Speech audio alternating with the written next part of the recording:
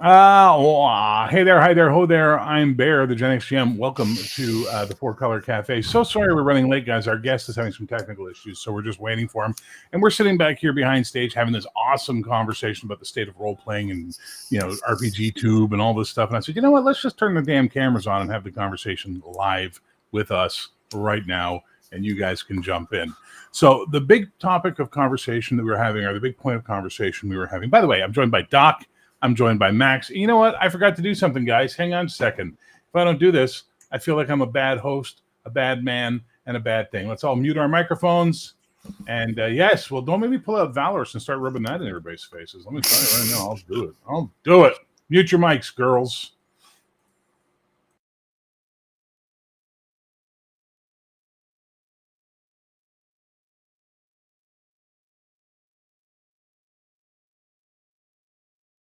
Come on in, grab a seat, roll the dice, a friend will live. Heroes rise and let's fall. Welcome one and welcome all.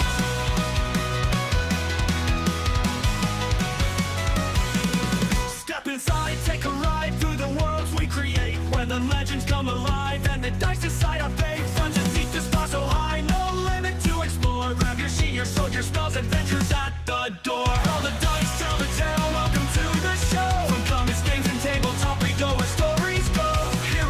Monsters fall, crits and fumbles too. At the Four Colour Café, there's a world for me and you. Roll the dice, tell the tale. Welcome to the show. From comics, games, and tabletop, we go where stories go. Heroes clash, monsters fall, crits and fumbles too. At the Four Colour Café, there's a world for me and you.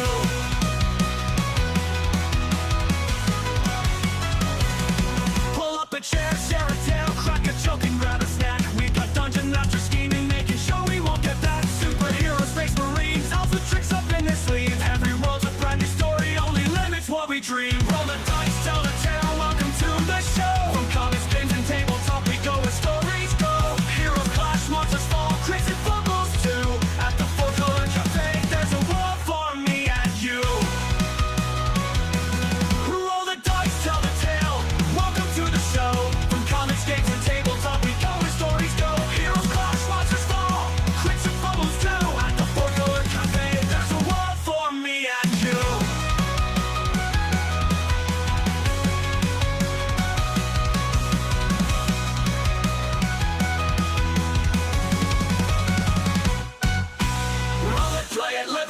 Four Colour Café.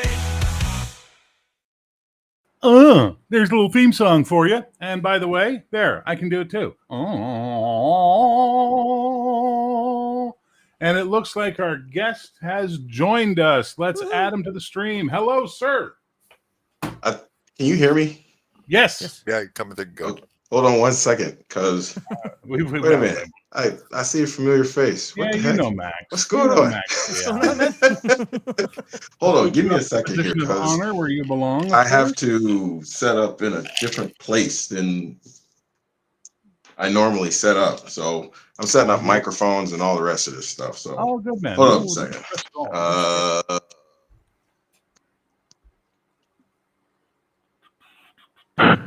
Yeah, we hear it. Hear me? Oh yeah. No? Oh yeah. Maybe I need to turn this. Do I need to turn this on? Hi. Welcome to How We Make the Sausage. Check 1, 2. Can you hear me? Show? Oh yeah, you're There very it goes. Should be live here. Go back. You're actually clearer with the Microphone check. Now, 1, Max, 2. Like you're in a ditch. 1, 2, 1, 2. You're good. You might want to bring down the volume a little Shoot, bit. it's not Real loud. actually working. I have that plugged in all the way. I guess Microphone check 1, 2. 1, 2. Check.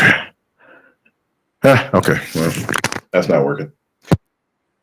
It's working. We can hear you, man. It's working. Let me turn you up a little bit. That might help. Welcome to you know what? I need to put some 101. headphones on so I can actually hear you guys. So give me 1 sec here. Take all the time you need. All right, so back to what we were talking about. Basically, before we were waiting for the gentleman to show up, we were talking about dungeon tubing, or TTRPG tubing, as people call it, or as I call it, wasting our silver years. And the reality of the situation is that none of us are getting views anymore. None of us are getting audiences anymore because none of us are being spicy. Dicks. Yeah, great. I am a dick. Like, I'm proudly a dick. You know what I mean? But I don't act like a dick here and go, well, fuck, you're wrong if you don't agree with me. I don't do any of that shit, right? I don't go after the low-hanging fruit. I don't go after rage bait. Paydar, he sometimes comes by and he's like, dude, you need to start doing videos that are titled like, is Heroic the worst game ever? Even worse than D&D. You know, and then everybody comes in to see, right? And I'm like, yeah, that's funny. But at the same time, it'd be shitty. Come on. What? You can come here and sit down. I mean, that's actually how I grew my channel. We had 5 years of presenting, and I dare say that Heathen Dog's anime reviews, Garthon's comic reviews, and the nerd stuff that they talked about was fantastic. Didn't grow for 5 years. Yeah. I jump in because I basically I got fed up, and I was just like, we're gonna scream, rant, rave, and act like fools. And guess what? I shot up to 5,000 subscribers. We stopped doing that. And now I'm still growing in subs, but I'm not growing in views. And a lot of our videos from the past get more views than our current videos now. People like that rage bait, and it's unfortunate, but well, it's the dopamine of the masses currently, right? This is the era we live in, the era of rage bait, and it's just so sad that this is how. Give me a second. I'm going to murder a cat, and you guys just talk for a second. Well, that'll get you some views. Well, the thing is, with like subs and views, I'm probably subscribed to like 150 to 200 channels. I probably watch 12 of them on any regular basis. Hey, ask me for a friend. Anybody know where I can get a shock collar for a cat? No, I would never do that to you. You're Talk to Destiny. No, Hassan Piker. Hassan Piker. It's not Destiny, it's Hassan. Yeah, it's Hassan Pike. That's right. Hey, oh, is it? Well, whatever. One of those bad. One of these idiots. Exactly. Yeah. Bye. But, okay. As you're saying, can you say that again? Because I forgot what you said. Alzheimer's. I don't know. Ask Doc. I wasn't listening. Well, but yeah, I mean, that whole rage thing. I don't want to go back to that rage nonsense. I just don't. But that's where the people are watching, and it's no. I don't want this either. I don't want. This is one of the things. Like I was saying this to. Sorry, Mr. RPG Elite, Servant of Shiloh. What is your damn name? So I don't call you Mr. RPG Elite, Servant of Shiloh every time I want to refer to you. Servant is good. Servant? All right, fine. Cool. I'm the master. Ha, the dungeon master. No, I'm not. I don't even play D&D anymore. So basically, as I was saying to you earlier this morning, I don't do this for anything but fun. And you know this, Max, and you know this, Doc, because you've been around for the years I've been on. And I only do this to have fun. I don't do this to make money. I don't do this to be king poop of turd land or anything else. So when it stops being fun, it stops being interesting, and it stops being something I want to spend a lot of time doing. And this is something that I'm noticing more and more, and it's happening to a lot of us. A lot of us. Our subs are either trickling up or trickling down. Our views are dropping off tremendously because we're not diving into the spicy nonsense. The ones who are diving into the spicy nonsense are growing by leaps and bounds and views and what have you. Or at least staying elevated. Staying elevated. And I think that's sad. I think that's a sad situation for RPG tubing, if we're called anything else. So that sounds like we're, got like rubber tires and we're going down a river rolling dice. But you get my point. Sounds fun. It sounds fun until the books fall in the water. But you get my point, right? Which is that, like, is there a space? I guess that's the question. So look, I'm going to let Servant. I can't do that. I'm just going to call you Stu until you give me another name. Stu. I'm going to let Stu. Actually, Servant is what I prefer. Oh, okay. That is my preference. My preference is it's not my pronoun. It's my name. It's just a servant because that's what I am. Okay. Check the hat. I got you. Check the hat. Okay. Backwards, but I got it. God got me. Okay. I got it. So I understand. How about let me? Yeah. So that for me is my preference. But to speak to what you're talking about, and to go to what I was talking about earlier. Yeah. And I'm going to try to lean in a little bit more so you guys can hear me even better. We can hear you.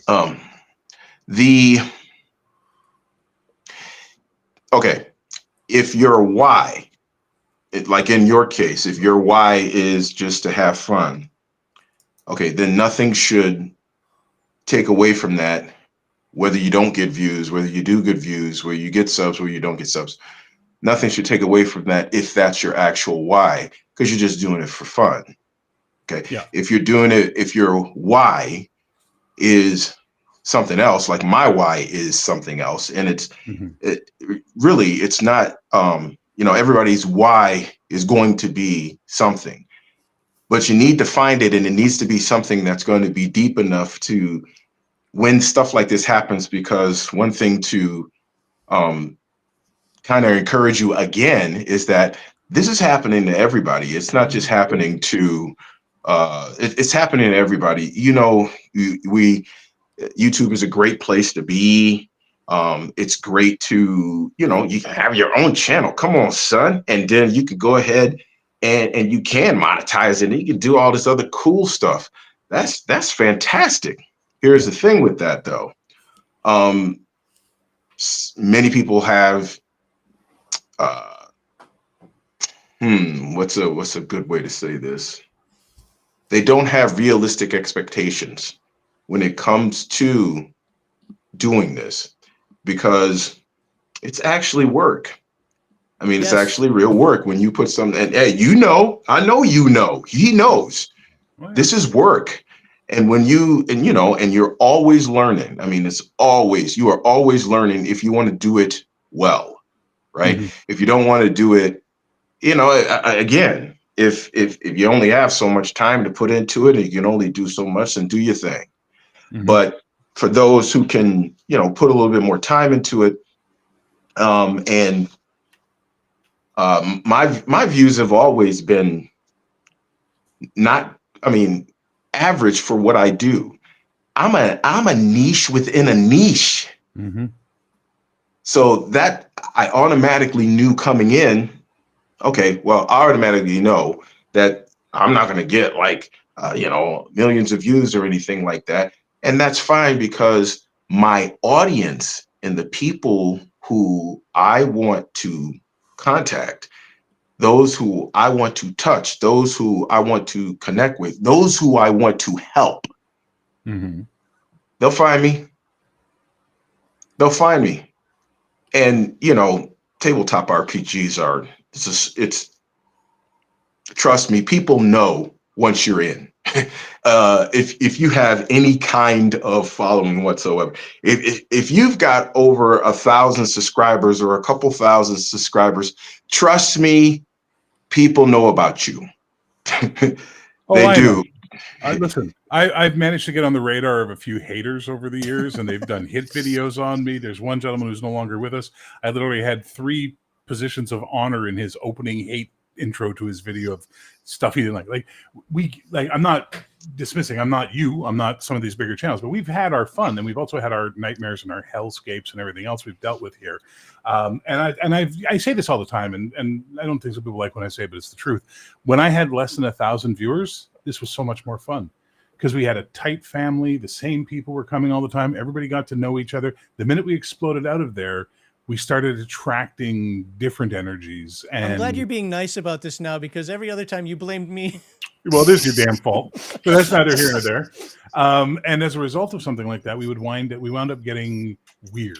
We'd get the haters, we'd get the this, the that, the other thing, and it just sort of became a very odd place to be sometimes. Right now, Max, sadly, is the reason that happened to me, because I went on his stupid show. And on his stupid show at the time, he was doing the hate tube ranty stuff. And what the hell? I'm going to have fun with that. My channel has always been the same thing and always will be the same thing. This is about being positive. This is about having fun. It's not about hating. It's not about attacking people. It's about just talking about a hobby that we all share and enjoy. Well, I think you're a pretty smart guy, Servant. I don't think you're an idiot. You know darn well that's not popular. That's not something that catches fire. That's not something that's ever going to grow. And I'm good with that, because I've always said, if this became my job, remind me to off myself, because that's just bleh. But for someone like Max, who's always trying to grow his channel, always trying to sort of make sure he's doing more, trying to make a career out of it. Within my laziness. Well, obviously, you're in the Air Force. How motivated can you be, please? But the thing is beyond that, I get it. Like, for him, it's a different beast. For you, maybe it's a different beast for you, though. It does sound like you're running a bit of a mission with yours, which sounds kind of cool at the same time.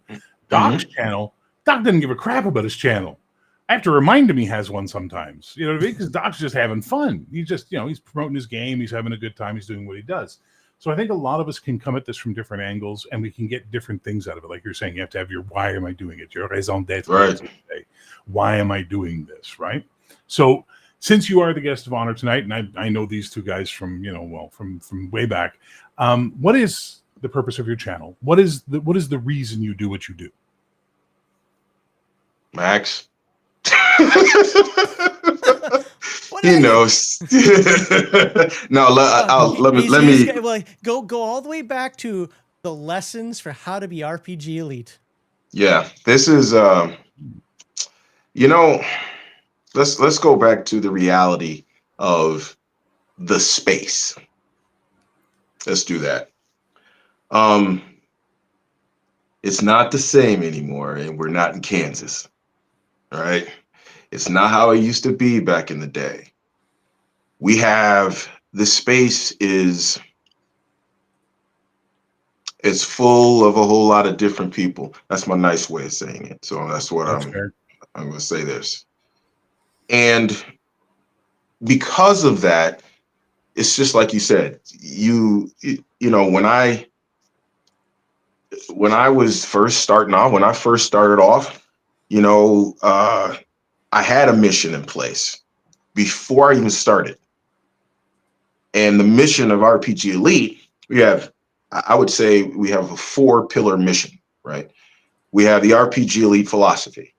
That's the thing for that's it.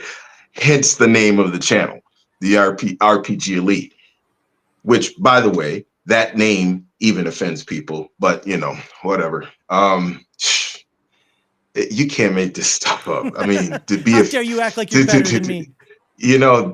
Not because they don't understand. They don't understand what I'm talking about. They don't understand what I mean. They don't understand the RPG Elite philosophy. And then some people think they can watch a video and then get what I'm about. And I'm like, bro, I got 400 plus videos. You got 600 plus videos. I know Max got I don't know how many videos. 5,000. How are you gonna?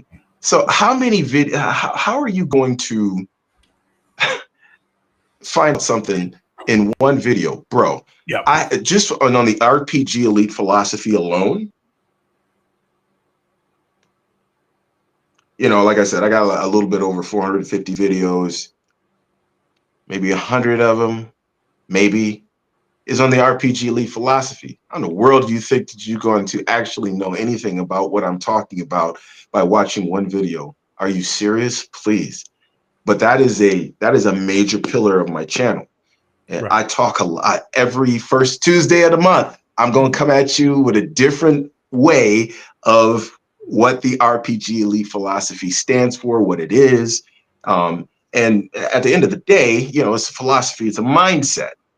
It's an approach. That's what it is. That's all it is. But it's very deep, very nuanced, and I come at it from all angles. Number 2, I'm that non-fantasy guy. So I have my brand, so to speak, is don't go to Servant and ask him to do anything that has anything to do with traditional fantasy, because his channel does not do that. You're not finding it. So I'm the non-fantasy guy. I'm the sci-fi. I'm the action. I'm the, I do all of those games. I'm the superhero and the Star Trek guy. Trust me, I know. Yeah, that's what I'm talking about. Why? Because they don't get because they hardly get any love. So from the very beginning, I said, that's going to be a pillar of the channel. So I'm the non-fantasy guy. I'm the classic tabletop RPG guy. I used to do like full deep dives into like classic games, classic Traveler, classic Dark Conspiracy, classic Gamma World. I stopped doing that. I'm going to probably put it back up on my memberships, but that's a maybe. I'm not real sure about that. But I still cover the classic games, man. And classic for me is anything that's 20 years old or older. So if beyond 20 years, then that is what I'm doing. And then, every once in a while, man, just because we want to do something different, and uh, and I like these things. I like going into some family friendly games, normally co-op, which kinds of give you that same kind of tabletop RPG flavor. Every once in a while, I do that. I like the co-op games, like Marvel Mhm. Champions and things like that.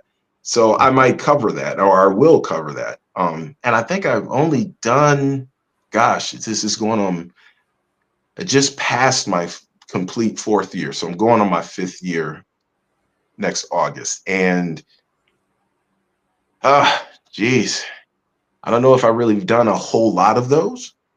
Um, gosh, maybe one or two at this point. And I got a whole, I got some sitting in my basement. I'm absolutely horrible, at getting this stuff done for these people. They send me the games, and I'm just like, dang. And like I said, I used to do twice a week. Now I only do once a week. But those are pretty much the four pillars: the RPG Elite philosophy, non-fantasy alternative genre tabletop RPGs, family-friendly and classic tabletop RPGs. But more than anything, it's the RPG Elite philosophy, which is probably the one that out of all of them that I I get the most pushback from people who, they'll happen upon a video, and then they'll subscribe to my channel, and then it's always inevitable. I will say something that makes them upset. Mhm. And every time there's a purge. Because I see and I call it every single time. I'm like, I'm about to lose subscribers on this video. And every time I say that, it never fails. But what that does, because what that does is that it helps to call Yeah. those individuals out of that don't y'all ain't Yeah. gonna like what I'm saying. Separate the wheat from the chaff, essentially. I get you on that one, 100%. Listen, I have a running joke, and these two know it well. If I'm doing a live stream and I've got 20 plus viewers, and I'm like, now I make it a routine. I go, there's too many people here. Let me talk about Star Trek for 15 minutes. and I just watch the viewer count go, boom, boom, boom, boom, boom, boom, boom, boom, because that's not interesting, But I get you on that. And you did a video recently that I checked out where you were talking about the people you won't play with, like the people you won't sit at the table with. Would you mind talking a little bit about that? Because I think it was a very interesting video, because I thought it was fascinating the way you were setting down your sort of boundaries, your parameters of what you will and will not allow at a table or accept at a table from the players themselves. So please, if you wouldn't mind. How many people here have been playing since the 80s? Okay. Y'all been in this for a minute.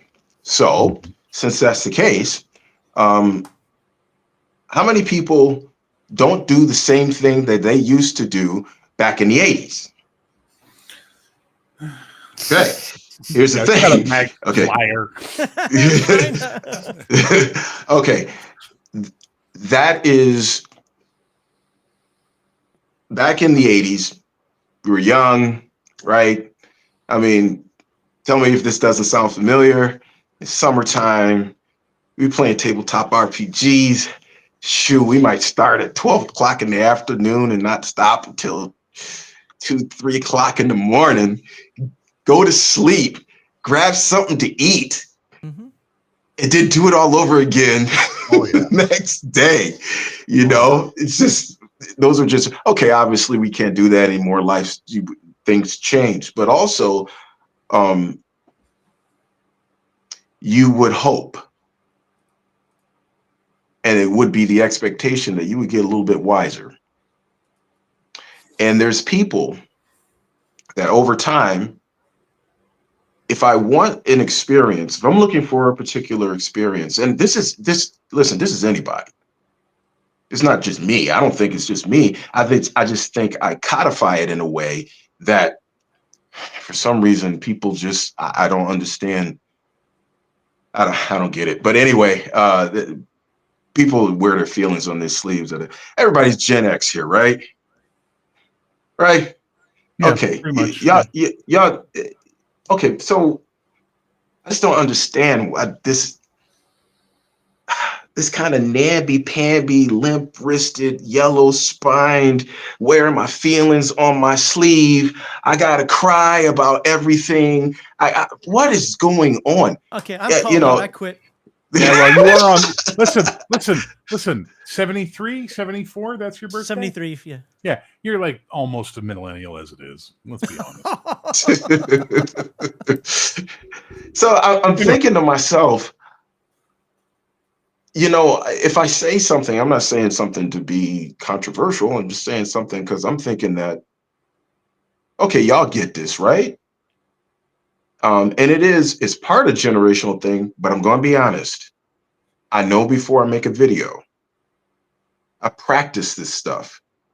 And I know before I make it, somebody's going to get their feathers ruffled because of what I said. Mm-hmm. And I say it anyway. And one of the things, and that video that you watched is part of RPG Elite philosophy number 5, which is RPG Elites don't play with any and everyone. And if you want to hold your sanity. Now, me particularly, as an RPG Elite, I have 3 types of people that I like to play with. And listen, y'all, this has nothing to do with like, I always have to explain this. This has nothing to do with, I'm thinking I'm better than you or anything. It has nothing. It's just preference. Like, listen, I'm not going to try to put myself into your situation.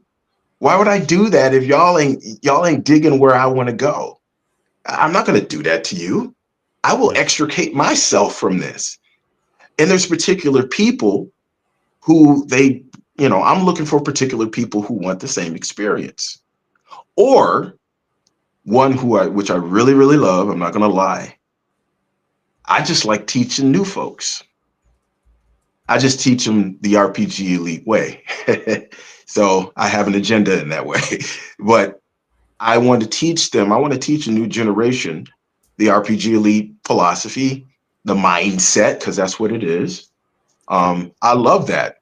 But yeah, there's pretty much only 3 types of people that I will play with. And I don't have, some people get intimidated by that. Bro, just check that stuff at the door. Calm down. It's not a big deal. I'm nobody. I'm nobody. You don't have to play with me. You don't think that whatever I say, it might be something totally different than what you want to do. Fine, do your thing, man. Do your thing. You don't have to get bent out of shape or anything. People think I'm gatekeeping, and the truth of the matter is, yes, I am. You gatekeep on your own table, right? Exactly. Oh, no. Hey, hang on. First of all, I know why you and Max get along. Second of all, I agree. I agree with the statement because I gatekeep my table because it's my table. It's where I play. I don't gatekeep the hobby because that's not exactly. I'm not the person that has the authority to do that. Therefore, why would I bother? I'll control who I play with, though, and that I agree with you on 100%. Max and I often disagree on this simple statement, which is I don't care what level of role player you are. Because I've had at the same table the master thespian and the so I go to the bartender and I ask him if there's any rumors in town. I've had both at the same table, and one interesting thing will always happen. Over time, the person who doesn't know how to role play will see the other people role playing and start to role play and start to come out of that shell and become stronger because they want to be part of the experience. So I don't believe in gatekeeping based on role playing ability or anything like that. But if you're an asshole, I think you have the wrong Max in that one. No, that's a different conversation completely. No. I say that because I've said a million times here because I agree with you. Actually, you Bear, with you on that, Bear. My table, and you can ask Heathen Dog, Garthon, other people that are on my Discord in this when we were playing. Yes, I'm like serving a Shiloh in this one. I've got a ton of expectations, and when people hear them, like, I'll never be in your game. Yet I've never had a want for players because once they start playing, they realize that my expectations are actually reasonable. They make sense for the group, yada, yada. But it's the table themselves. When we had somebody new come in that had never role-played the way that we do, which isn't 4D, but we'll say it's close to that, sure. They weren't comfortable with it. Like, I've never done this before. But when the other players started encouraging them, wasn't me demanding. The other players started encouraging them. That I agree with. Boom. then we converted that person into role playing our way. Converted. So how is your cult going there, Mr. My Reed? cult is doing great. The only people we've had a problem with Hey are the now, ones that I'm all into tabletop RPG evangelism. Come on, son. So that's what I'm saying. So hey, if you get some converts in there, that's what we do, man. That's what we do. Just to finish up, it's the only people that I had a problem with were the ones that were just obstinately like, I will never do that. Well, then you're not going to be at my table. And I think that's where you're coming that's from. different. But that's different, and I agree with you both on that statement at this point in time. I also love that Doc has said nothing for about 30 minutes, which is great. Well, actually, one big disconnect I think there is generationally between us and the people who are coming up behind us is they're coming from a place where anytime you state an opinion, you are attempting to legislate. That, or if you state an opinion, you're automatically sotto voce saying, and your thoughts are invalid, which is not the case at all. And that's something I think Gen X is very good at. We We're very don't good at saying, this is my opinion. But they do. This is my opinion, and your opinion can be equally valid. We can discuss it and see where we go. And if we're cool with each other, we might get to a point where we disagree and say, well, that's your opinion. This is my opinion. We're still good. That doesn't exist in the younger generation. You're 100% right on that, Doc. 1,000% right. But I have another question to ask, which is a really important one. Now, I obviously have a big, deep voice. Servant of Shiloh has a very, robust, thick voice. Doc has that whiskey voice. How does your manhood feel down there, girly voice? You feeling okay? You know what? I've lived with this voice my entire life. I know my weaknesses. It's okay. But oh no, I'm going to talk like this the rest of the show. Let me see if I can get Cody to jump on, and then we'll really put it to shame, right? No. All right. So, okay. Back to the point. Back to the point at hand. So my wife is dancing. Thanks. Oh, hi. Ask her how she's. Yeah. Say hi. He wanted to be a Marine, but then it was like, get your ass to the Air Force, Mickey Mouse. No crayons for you. Get your ass in the chair. So we all agree. We're not here to gatekeep the hobby. We are here to gatekeep our table, but we also believe bringing new people in helps the hobby grow, and it helps us. And if we can teach them our way, because as they know, I'm what I call a dirty, filthy story gamer, right? I'm way more interested in the narrative and the events and all that than I am to rolling dice and calculating hit points. So the more people we can bring into the hobby and we can teach them about these ideas, the better the hobby is going to do in the long run. Sadly, and I feel this strongly, we've lost a large chunk of the current two generations, Millennial and Z, with all the nonsense I see going on with 5e and that painting they put up where the village was happy and the beholder. I mean, it's just insanity. And I don't think we're going to be able to get them out. I think that's the problem. I think they like what they do. They like how they do, and they don't see it in any other way. So as a result of that, when they see us doing our stuff, they think we're just being savages. They think we're just being animals. Oh my God, you killed a character? You can't kill characters. Yeah. Or what? You denied my backstory? I think that's sad. I think that's a sad state to be in because but I think it's also a different hobby, and our hobby isn't going anywhere. And it's always been a weird. Listen, we're coming up on the boomer die off, and then not long after is going to be the Gen X die off, my friend. And once we're gone. Yeah, it'll look different. It's already looking different. But the thing about it is that there needs to be, to a certain extent, when it comes to, and I'm saying when it comes to the craziness. Okay, somebody's got to put. Noro says you have a very sexy voice, honey. Aw, Noro, you're such a good lady to him. He does not deserve you, by the way. There is sometimes you just got to push back. That's fair. It's a necessity. Push back the right way. For example, I am notorious on my channel, that my comments, I don't care if you disagree with stuff, just don't do it stupid. If you don't, I've said this several times on my channel. Listen, I don't have to put up with you, and you have no right here on my channel. You will disappear into the ether of the internet forever and never see me again, And I say some things that I know offend people, but I say it on purpose. And I know that what I say is offensive. When I tell people, hey, you're like the hair on the crack of my behind. I mean, I know that you're there, but I just don't think about you. So when I say stuff like that, I say that particularly to certain individuals. So if that does not apply to you, it does not apply to you.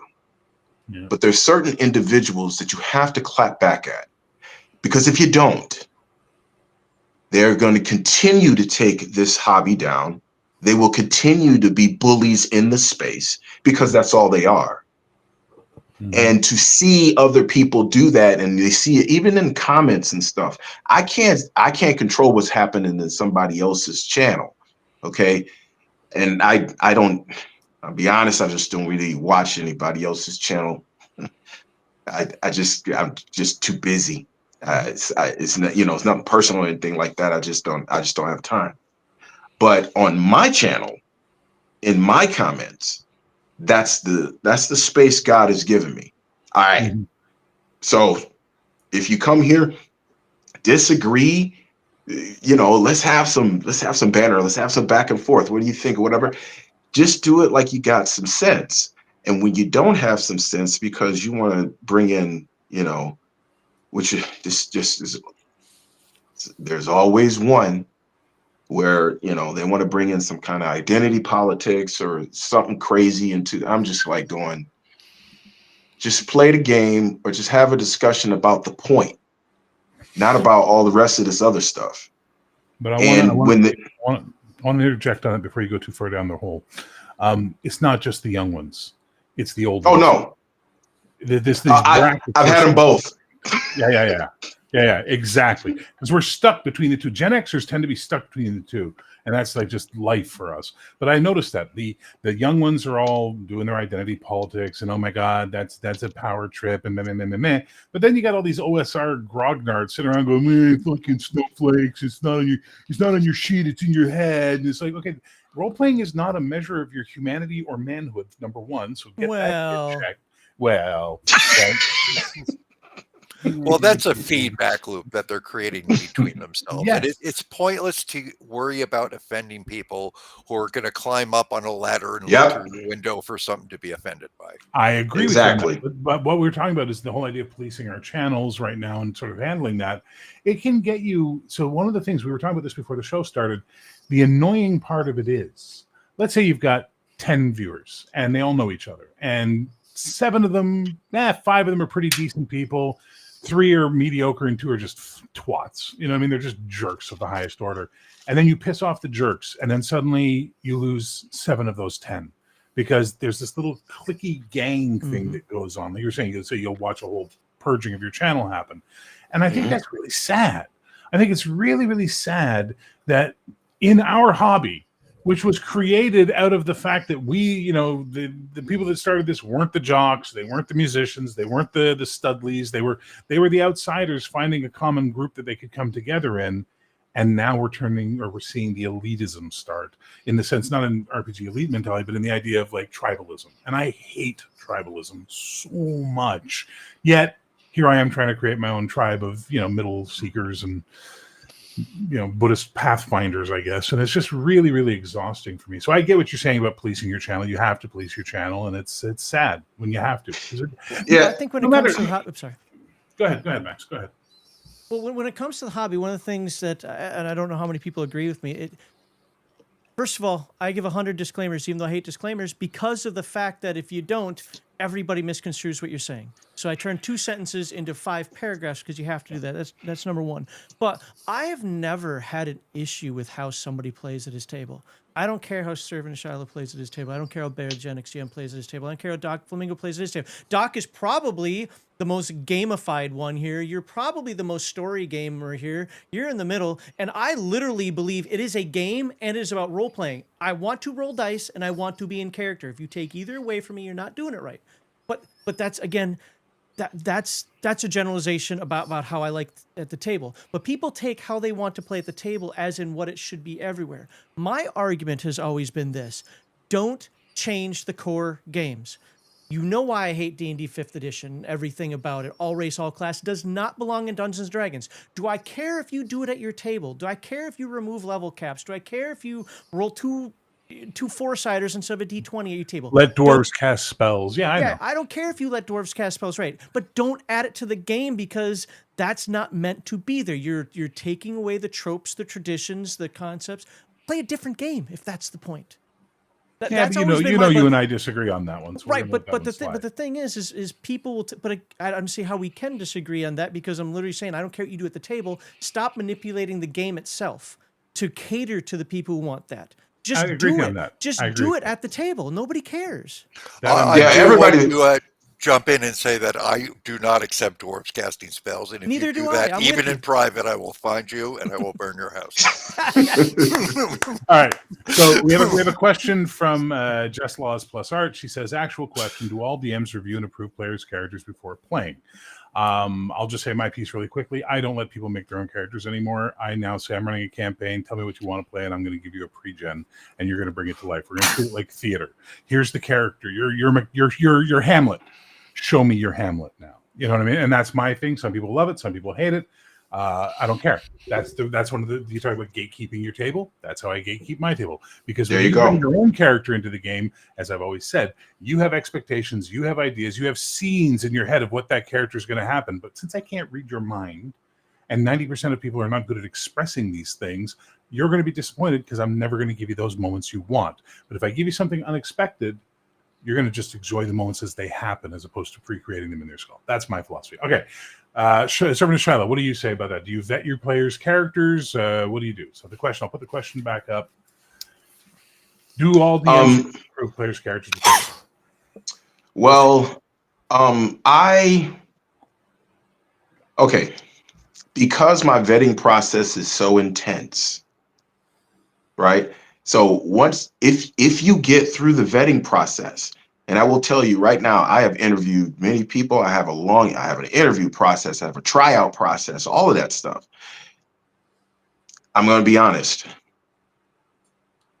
80 to 85% of the people on the interview process don't make it.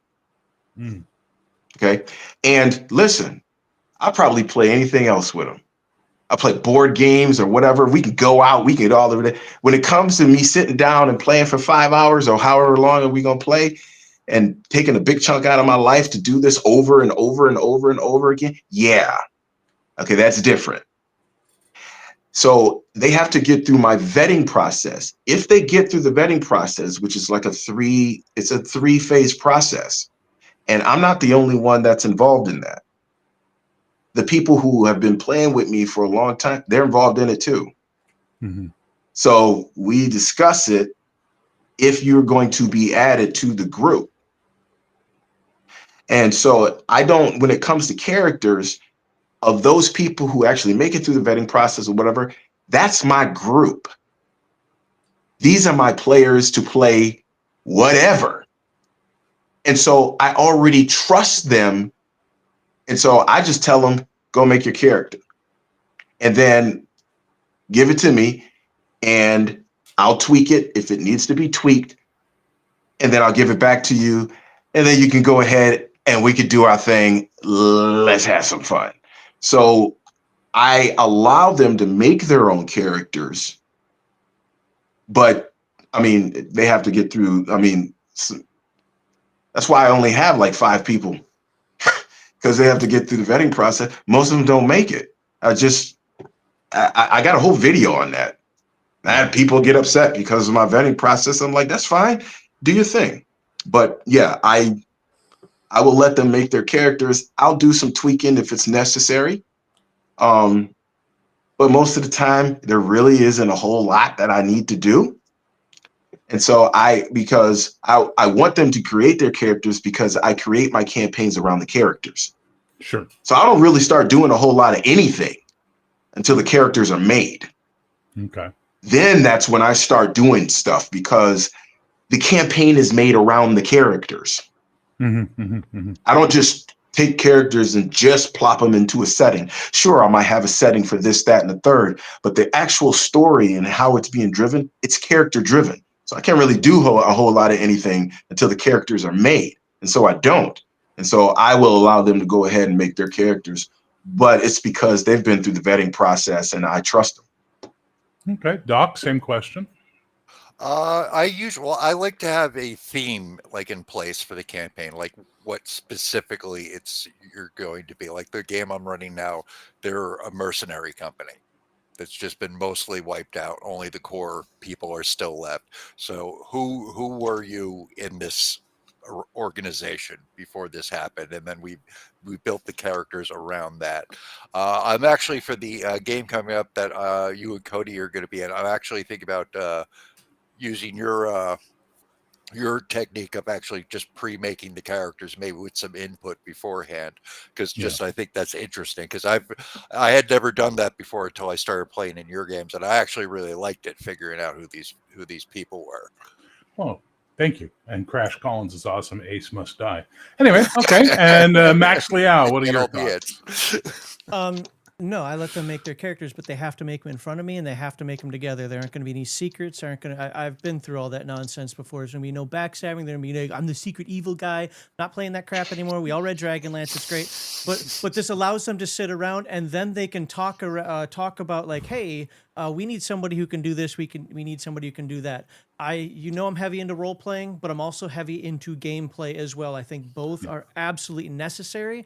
I despise games that are nothing but table LARPing. I also despise games that are just sitting there rolling dice. I move 4 feet and I'm going to attack again. I just think that balance is absolutely epic, and you have to have both in order to make it go. So to get back to the question, no, like, they can make their characters. They just have to do it in front of me and with everybody else there. Yeah, that's fair. And so there you go. And that's gatekeeping your table, and there's nothing wrong with that. Like, nothing wrong with that at all. And some people, like Bob said, not everything is for everybody, and that's okay. Not every player is a match for every GM. It's just the way it is. If you want to be a murder hobo and collect gold coins and rack up XP from killing monsters, my game is not for you. My game is not for you. 7 character sheets, because Doc Flamingo believes in actually killing players and not characters. Yes, he does. Yes, he does. But that's okay. I mean, it's a complex hobby based on the fact that egos are involved, and because egos are involved, people will sometimes get their tail twisted, right? And I think the best piece of advice I ever got was from a Jamaican friend of mine. He always said, "Turn your tongue 7 times before you speak." And I was always like, that's really dumb. That's really dumb. That's really dumb. Then I finally thought about it. I'm like, oh, no. There's actually logic in that. There's a good advice in that, take your moment, figure out the person you're talking to, and then try and adjust yourself. I don't always succeed. I'm a bit of a bull in the china shop. But also, I mean, even the players should really welcome the gatekeeping, because, like, I remember, like, when I first started playing, like, in the 80s, like in high school and stuff, I would run through 10 different tables for a session or two. Just, I don't like this. I don't like this group. I don't like how he runs this. And, it's better to have that established, and so you don't have to go through all that. But we would help people get their own tables going. You're not playing at my table, but hey, over there, we'll get the chairs, we'll get the table for you. Go do your thing over there, and hopefully you get some players, but we're going to stick here. You're not. Or you know what? You're not a good match for my game, but my buddy Doc Flamingo's looking for players right now, and I think he'd have a lot of fun in his game. That type of idea. No, and I get that, but I'm a forever GM, just like Law Dog. I don't play. Me playing in your game, Doc, is a rare event. It's, I'm going to be a player. This should be fun for about 3 weeks, and then I'm going to, I'll probably quit the game. No, I'll do my best to stick it out. But the point is that everyone runs the game the way they run the game, and not every player is for every game, and not every game is for every player, and that's okay. Yep. Stop thinking everything has to be hyper inclusive. Oh man, it is that if we could just get just half of the people to understand that, then the hobby would improve exponentially overnight. But we've gotten, here's my adage, bruh, just play the game. We're here to play a game. Mm-hmm. Just play the game. All right. It's not that serious. We're here to have fun. I'm here. I like to call it mental vacation, because I think escapism is a really bad word. I'm here on my mental vacation. Don't mess with my mental vacation, man. Bringing in all this nonsense. This is my vacation. Come on, let me relax. Let me decompress. Let me, I'm chilling when I'm doing this. I'm out of here. I'm not here right now. If somebody else is here, I'm gone. I'm on a vacation. I'm enjoying myself. When you bring in all this other nonsense, it's like, bro, how you gonna bring this stuff on my vacation? And the last thing you want to do is have that then all of a sudden you're thinking to yourself, I don't know if I want to stay at this table because bro keep, messing up my vacation. Yeah, why do I want to play with people like that? And so that's why, I have like 7 different types of people that you don't want to play with. And this is across the board. I don't really care. I don't know of anybody who is sane who would disagree with the 7 that I've laid out. So it just makes your experience at the table, no matter how you run your table, it just makes the experience problem-free, fluid, relaxing, fun. It just makes that I don't have any. Listen, you can people disagree with the parts of the RPG Elite philosophy, and that's fine. All I got to say is this: I have no problems, none. So I guess it works. So I'm not changing it. You not liking it? Hey, if you don't like it, you don't like it, bro.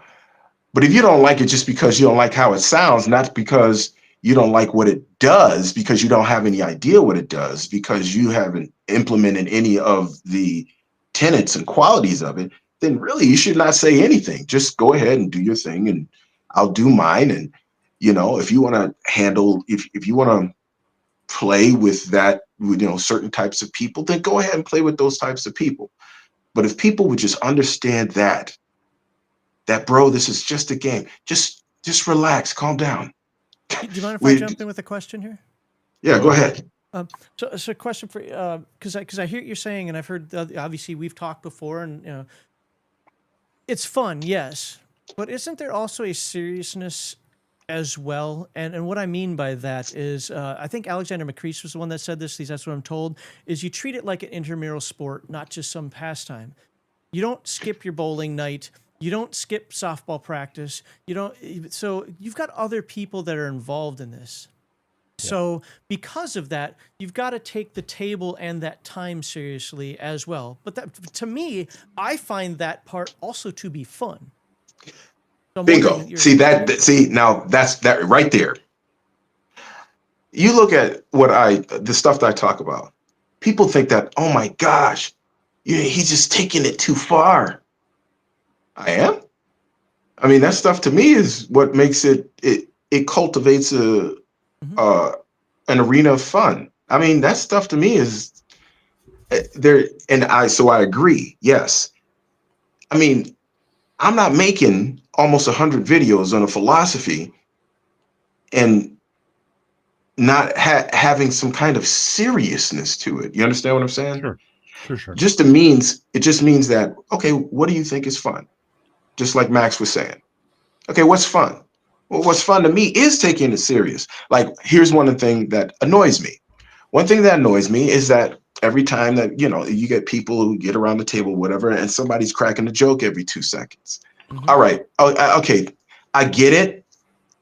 And we need the comic relief, but that stuff gets old, and it gets old real quick. All right. Yeah. We want to get into the story, and, RPG Elite quality number 8, when we focus on the system, we focus on the story, the system helps push the story, or should. That's an RPG Elite quality. So, okay. Yeah, we have comic relief too. And somebody says something that's funny and it's fine, and that's just how it goes. That's great. But that stuff gets old real quick when people keep doing that. I mean, unless you're playing Paranoia or something like that, and then when there's something like that is expected, right? Then it's expected at that point. But that stuff, especially if there's like a serious moment. Yeah. Like sometimes there's just a serious moment that's happening and somebody wants to crack a joke. Boom. And it just takes the whole thing. It just crushes the whole thing. And it's just like, bruh. So this is why? The James Gunn. This is the James Gunn, Joss Whedon school of drama, which is, it's too heavy. Let's make a joke now.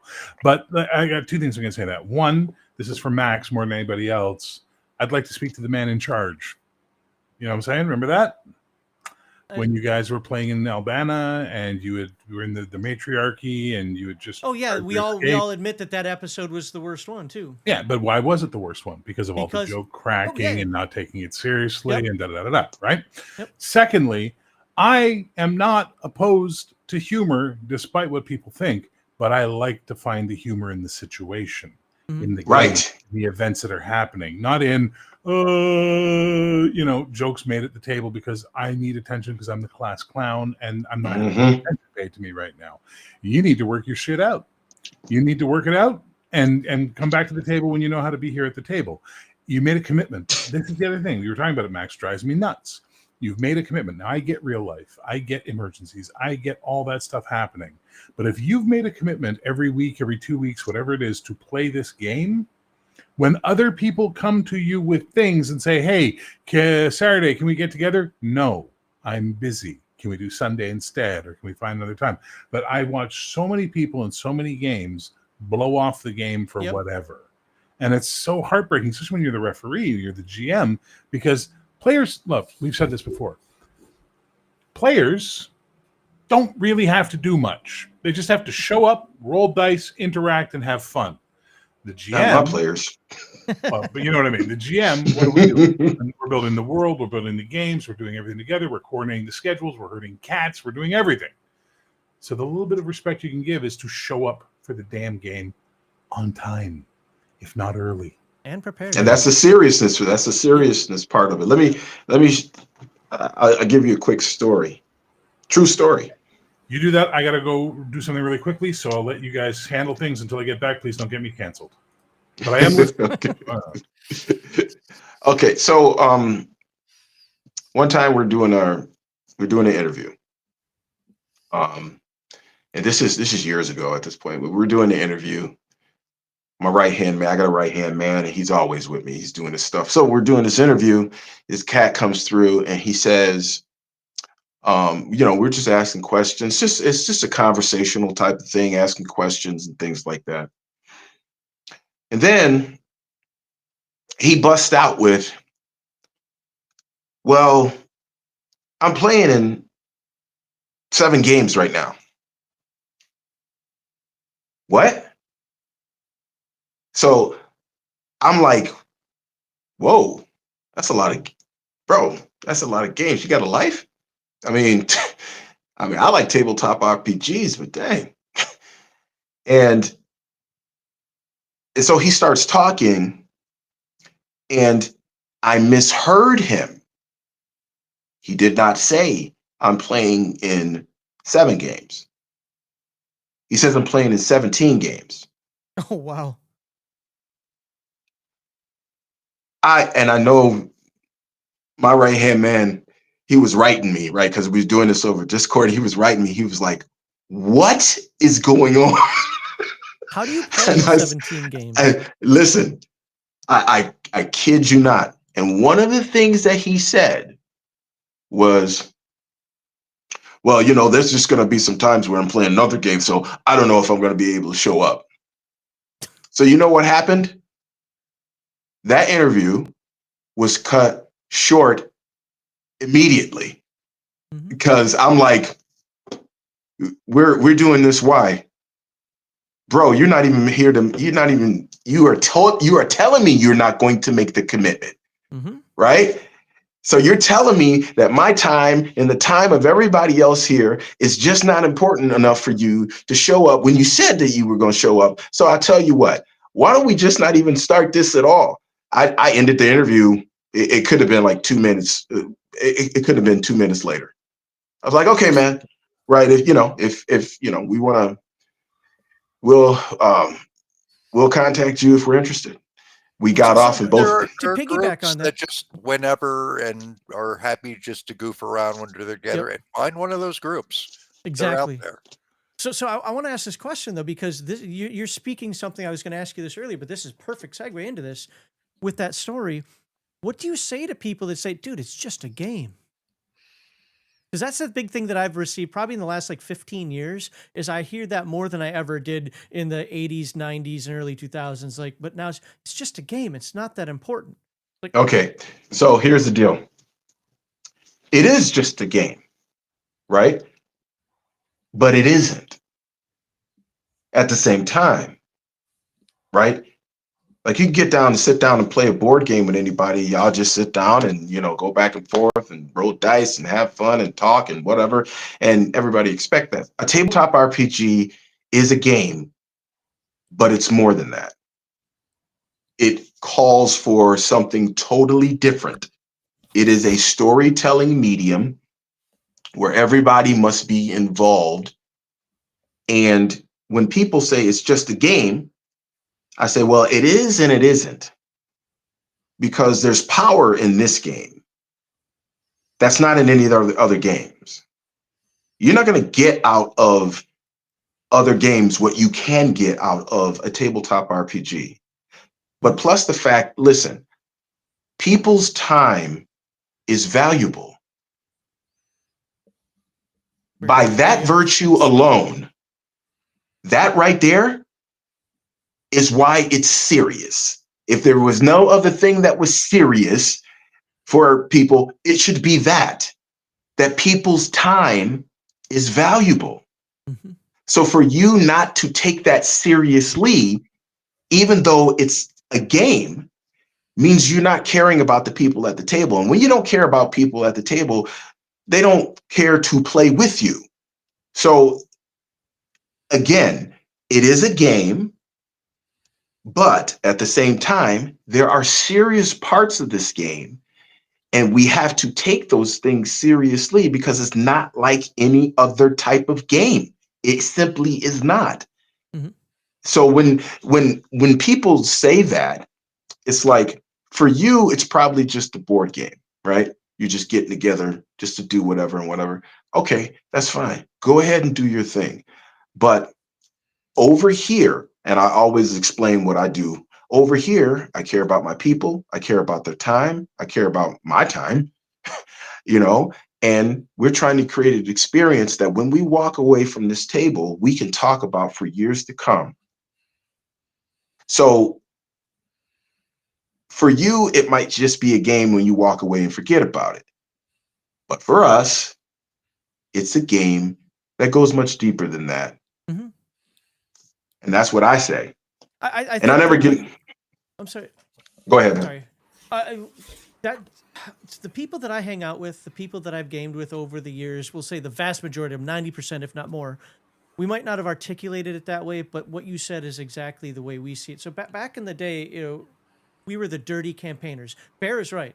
Kind of in the middle of everything being Gen X, right? So we didn't play what I call the monster of the week, just let's do this adventure, let's do the next adventure. I started off with things like Dragonlance and after reading Lord of the Rings and wanting that experience. And so, the original Grognar is like, oh my God, you dirty campaigners always want this extra stuff in there. But that's because that was such a shared experience right there that we wanted to be there. The reason we played for 48 hours and maybe slept for 2 or 3, hopped up on Mountain Dew and whatever the hell they were smoking, is because the fact we wanted to keep this going. We wanted to keep experiencing this. And I'm like that today. I'm not going to get in all my rules, but I'm like that today. I want that same thing. Yes, it's a game, and I harp on the fact that you have to play the game. That's why we have systems. I can't stand these systems like, oh, whatever, rules don't matter. No, the rules. Yes, the talking stick games, my favorite type of game. Right? Yeah, I have the conch shell. It's my turn to run the game. No, it's not. Sit down. We're not playing Powered by the Apocalypse. Cosmic Patrol is literally that. But at the same time, the games, how to say it isn't just a board game, as you were saying, where it's like, hold on, let me look on page 367 to see if I can do something. No, just tell the game master what you're trying to do, and he will make the decision. Just go on, keep it moving. And yeah, that shared experience is just amazing. And I think you and I are on the same page on that one. Sorry, go ahead. One of the things I love about dirty, filthy story gamers, or just role players in general, we could play hero clicks. And suddenly we're bringing the characters to life, and we're cracking voices, and we're like, we did that in BattleTech. Yeah, it's just the way it is. But this is why, like, I have friends who do not understand role playing. They don't get it. They're like, why do you do this? I'm like, well, you destroy your liver every Saturday night. I get together and slay dragons. One of us might have a longer life, though the Cheetos aren't helping. Okay, so that's all right. That's where we're at. At the end of the day, if you can't take my game seriously, don't be at my table, because I take my game seriously. Mm-hmm. That's right. Yes, it's a hobby, but it's the hobby I've chosen to invest much money and time in. Yep. It is my hobby. Golf might be yours. Drinking your ass off might be yours. Running around knocking mailboxes off with a baseball bat might be your hobby. Whatever it is, you take that very seriously. Well, I'm going to take mine very seriously. Yep. It's a game, but it's a game that requires a certain amount of commitment to make Yes. work. Otherwise, do something else. It's like you can go to the bowling alley and get drunk and bowl with your friends on an off day, but if you're going to enter a league, that's Bam. a different thing entirely. Exactly. So you have to be, it's not about you. It's not just about you. It's other people here now. If you're playing solo, then go ahead, do your thing. You can do that anytime, right? But if Anyone you who have played team sports gets that. Anyone who played team sports Yes. as a teenager gets that. yeah, there's other people here. So you have to care Imagine about if I other skipped football people. practice. Yeah, exactly. I mean, shoot, my dudes, they'd be on my case, so I didn't skip football practice anyway. But we would get on the dude's case. Mhm. Be like, dude, I just saw you in school. Why weren't you at practice? And then, Right? well, for us, it'd be like, you're not playing the first half of the game. Good job. Oh yeah, you skip it. The coach would say that. Be like, Yep. you're not playing this week. Yep. It's like, and then you get upset. Don't get upset. You could have been here, but you left all your dudes in the lurch. Yep. And also at So- the same time, hey, by the way, here's a fun one. Let's say you do play. I played hockey. I'm Canadian, and we did play football, but not as intensely as Americans do.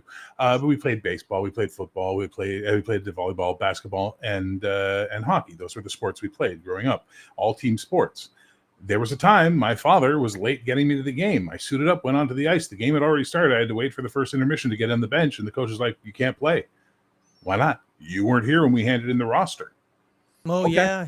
That Okay. happened in baseball. Okay. Not mad, not upset. Might be my father, but otherwise it was fine. So if I'm running a game and I say, "Hey, servant Doc, Max, I want to run a game on Friday nights," and you've got bowling league on Friday nights, or you've got every now and then they pull out a football practice on Friday nights, that's your onus to say, "Hey, that date conflicts for me from something else I've committed to. I want to commit to your game. Is there another day we could all do it that we could all agree upon?" And that's where the team sport aspect comes in, where we all have a conversation and see if we can work something out. And if at the end of the day, and this just happened with the game I'm getting ready to run at Valorous, one of the players is Connell, the cigar DM. He was all in, but then suddenly the game had to switch from Wednesday to Monday. He's like, "I can't. I play two games. I play a game every Monday." All right, well, sorry. I got to go with the needs of the many over the needs of the one. That's just the way it is. Exactly. And it's no hard feelings, man. Yeah, he was fine. He's like, "Yeah, I get it." He wasn't upset. Yeah, everyth's cool. There's no hard feelings. The campaign will last for however long. I mean, if you're with me, it's probably going to last for years. So if it probably, if anything changes, you'll be able to jump in a few. But So who do I send my it resume doesn't have to get into your game? Say what? Where do Yeah, I who send does he my have to- resume to get into your game? He's just mad because the game we played got canceled. We're getting ready to start up one. We're getting ready to start up another. So it was weird. So I don't cover traditional fantasy on my channel. It doesn't mean that I don't. I was just talking to one of my guys, right? And he said, "Well, I know you don't like fantasy." I said, "I never said that. I didn't say I don't like fantasy. I said I only like a particular kind of fantasy when it comes to that kind of fantasy. And it's not the game I refuse to mention my name on my channel. I can't stand that game. Like, especially 5e stuff. I know. That's just no. It's never happening. Ever. It will never happen. You'll never hear me say anything on my channel about that game. Neither will you see me playing it. But I was playing the One Ring. Hello. Fantasy?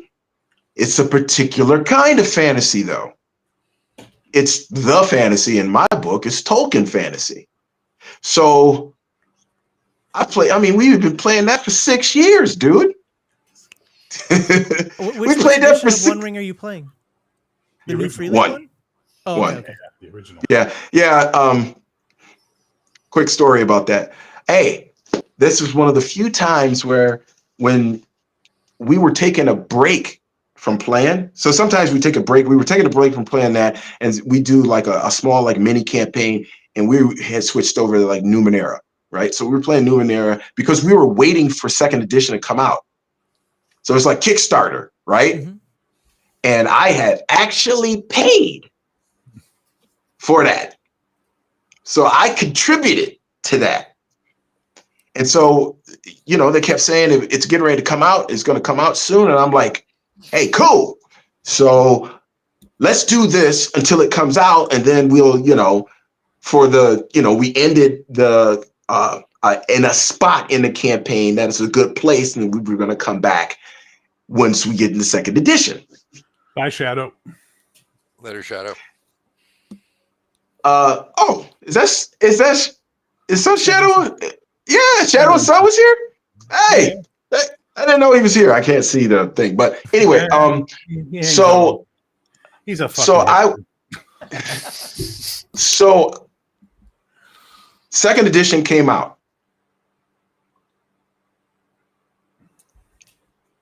Oh man, I was like, you were doing so well. you were doing so well. And so I went through it with my guys, and they were like, hey, what's going on here? And I got a lot of questions and stuff. And I was like, okay, I was just making sure that it wasn't just me, right? And so after looking at that debacle, it just so many things that's just way better in first edition. So many things are way better. And I got a whole lot of stuff for first edition, but I was excited about second edition. I was. Yeah. But there were some major changes to the system that just ganked it. And I was just like, what? What? I was like, oh, what? Sorry, but a game called Mutants and Masterminds 1E. Loved it. 2E comes out. Everybody switches over. I start playing. I went, what? This sucks. 1E was so much better. Why are we playing this? Now 3E's out. Everybody plays that. Now 4E's coming out. I'm like, yeah, but you did it right with 1E. The first edition was right. When it ain't broke, don't fix it. There you go. Yeah, but did Free League do first edition? Because they're the ones that did second edition. No, Cubicle 7 did first edition. Yeah, and then sorry, go on. No, but it was Francisco was in on both of them. Oh, okay. However, from my understanding, so this is just at this point things that I have heard. So I'm not saying this as definitive or anything like that, but long story short, he's a kind of a difficult guy to work with.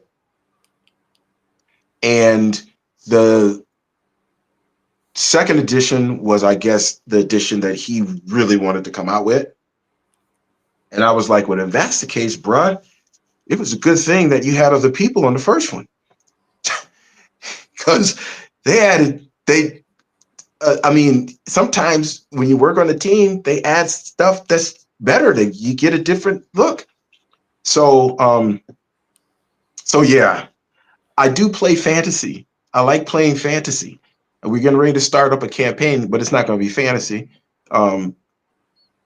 We're going to start a Mutant Year Zero campaign. You're my best friend. Would you guys like Doc and I just to leave, and you two can just have it? So we're gonna start that up here. But the guy who made the system for 1E for Foundry, because we play in Foundry, because I got a guy that lives in Uzbekistan or something like that, so lives halfway around the world. So, and I got some people. Let me see. Got one guy lives in Illinois, another guy, and let me see. Beckistan, Illinois here. Yeah, and we got another guy that lives in Finland. So we I decided, okay, they came out with Moria for second edition. Mm-hmm. And I was like, we have been waiting for Moria for first edition and it never dropped. That is when they said what first edition is done. Right? I was like, dude, everybody was waiting for Moria. So they dropped Moria for second edition. I'm like, they did a good job, by the way. So they did a really good job. They did a really good job on that supplement. So I was just like, well, I'm just going to use that for first edition for the material, right? We're going to finish that. Then we're going to go into Mutant Year Zero. And so that will be the new campaign. Are you going to do some sort in. of campaign updates? Because Mutant Year Zero is one of those games that I know I've tried to run it a couple of times and the groups always fall apart right before it gets started. Actually, I was more of a Gen Lab Alpha, but do some like battle reports or what do you or game reports or something out there, because I actually like to hear about folks that play that game, because I find the Year Zero engine to be a fantastic, simple storytelling. It's definitely it's for me, it's a little too rules light, but I still love it anyway. I'm a Forbidden Lands guy. I think it's one of the best fantasy games out there. Please let us know how that goes somehow, because I want to live vicariously through other people who actually get to play the game. Yeah, we were going through a couple different ones. I chose that particularly because I had said, well, yeah, I want to play a game that I can, take some, we can record every once in a while and then take some footage and put it on the channel. And then that way people can see, a different, again, a non-alternative tabletop RPG. So we are going to do that. So yeah, I will have some, probably more often than not, because they're, the longer ones, again, I don't do any videos on my channel longer than 20 minutes. So the longer versions, they'll be behind my paywall, but I will have shorter versions and excerpts and things like that. So Matt if is people subscribing now, don't worry. He was like, hey, where's the credit card, honey? And Nora's like, no, bad. I've literally never been a member of any channel ever that wasn't gifted. However, this might be the first time that changed. All right. I'm looking forward to this. No, it sounds like it's going to be fun. A question from the Crafting Gamer. I don't understand it. He says, I have a question for Servant of Shiloh. Have you ever heard Bears Mountain Dwarves yet? I don't know what he's talking about, but Bears Mountain Dwarves. I think is that a game? I think he might be missing the apostrophe as in possessive mind, bears, but I don't know. Is that what you mean, TCG? Please speak clearly, and we'll come back on that one. Mutant Year Zero is interesting. Look, I have more games on my shelf than I'll ever get to play. I don't have enough time to play all the games I have. That's just you and me both. Yeah, but I still like them. I still love having them. I still love reading them. I still love touching them. I love smelling them. I love sleeping with them. I love hugging them. Anyway, we're not going to get into that. The point is that there is something in every game. Every game I've ever read, there's something in it. There's always one little nugget I can mine. There's one little idea that inspires me, whatever the case may be. Even Doc's game. But there comes a point when we get older where we realize there are certain games we just like. Okay, fine. You want to play this game? All right. I'm showing off Doc's game. I don't have one. I was being nice to Doc. All right, let's do it.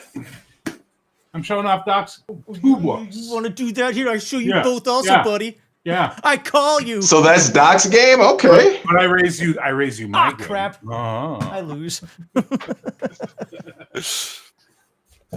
Well, another thing about like the editions, like D&D under TSR, I think there's like 7 different versions of the game if you count like the white box and everything, but it's all the same game. It's just different levels of complexity. 2E is just 1E needed. Is best E. Yeah, well, but as soon as Wizards takes it over, and I think original Wizards, before they were acquired by Hasbro, I think they were decent people who wanted to do right by the game. Well, they wanted to save it. It's just like New Coke syndrome. It was just like total reinvention and then doing it again and again. It's like, Why not just do a completely new game? So It's this why is the do they issue. get This is the locked comic into book. it? This is the comic book issue that we see currently in modern comics. They get Mhm. addicted to number one sales, right? Number one issues sell better than any other comic, period. Number twos fall off. So they introduced third edition. Ooh. Then they brought in 3.5 as a test. Ooh, even better. Then they do 4. Ugh. You know, I love it, but it got killed. They watch Pathfinder take off. They're like, what did we do wrong? Okay, clearly we ventured too far away. Then they do 5th, and they have their best-selling game in the history of the godforsaken game. It's huge money for them. So they milked it and milked it and milked it and ruined it and expanded it. I know you gentlemen don't agree, but I say the basic core of 5e, which you get when you get just the SRD type thing, is a very good game. But they made mistakes and they too much additions, too much this, too much that. So now they're doing what they don't want to call 6th edition because they're scared. But it's 6th edition, let's be honest. Well, they're addicted to this now. They're addicted to the sales bump. They're addicted to the media. They're no longer designing games for the love of designing games. They're doing games for the love of the attention and the money. And that's why I think they've lost the script. I think they've become garbage. Yes, I have them on my shelves, but it doesn't mean I think highly of them. We need to remember that they're running a business and we're playing a hobby. And there the two shall meet. It's not 1984 anymore. It's now 2025. They've got stock options they got to make sure they make money on. They've got payrolls they've got to meet. They got to do all this crazy stuff that is beyond our world. So they're going to try and make as much money as they can. And I can't fault them for that, even if I don't like what they're doing. What he was talking about is that I do a multimedia experience for my games where basically I make music for the game. So my superhero universe has music for that, and my fantasy has that. That's what he's talking about. Don't worry about it. Just TCG's being TCG. Don't mind him. He's a good guy, but I'm sure he has never heard any of the music for Valorous, sir. I'm pretty sure. I could be wrong, but I don't think I am. So that said, let's do my favorite thing ever. What's the one game you've never run that you wish you could run? It's the one that's like that holy grail, that white whale, that unicorn game, the one you want to run but you've never had the chance. But if you had players, you'd run it tomorrow. What is that game?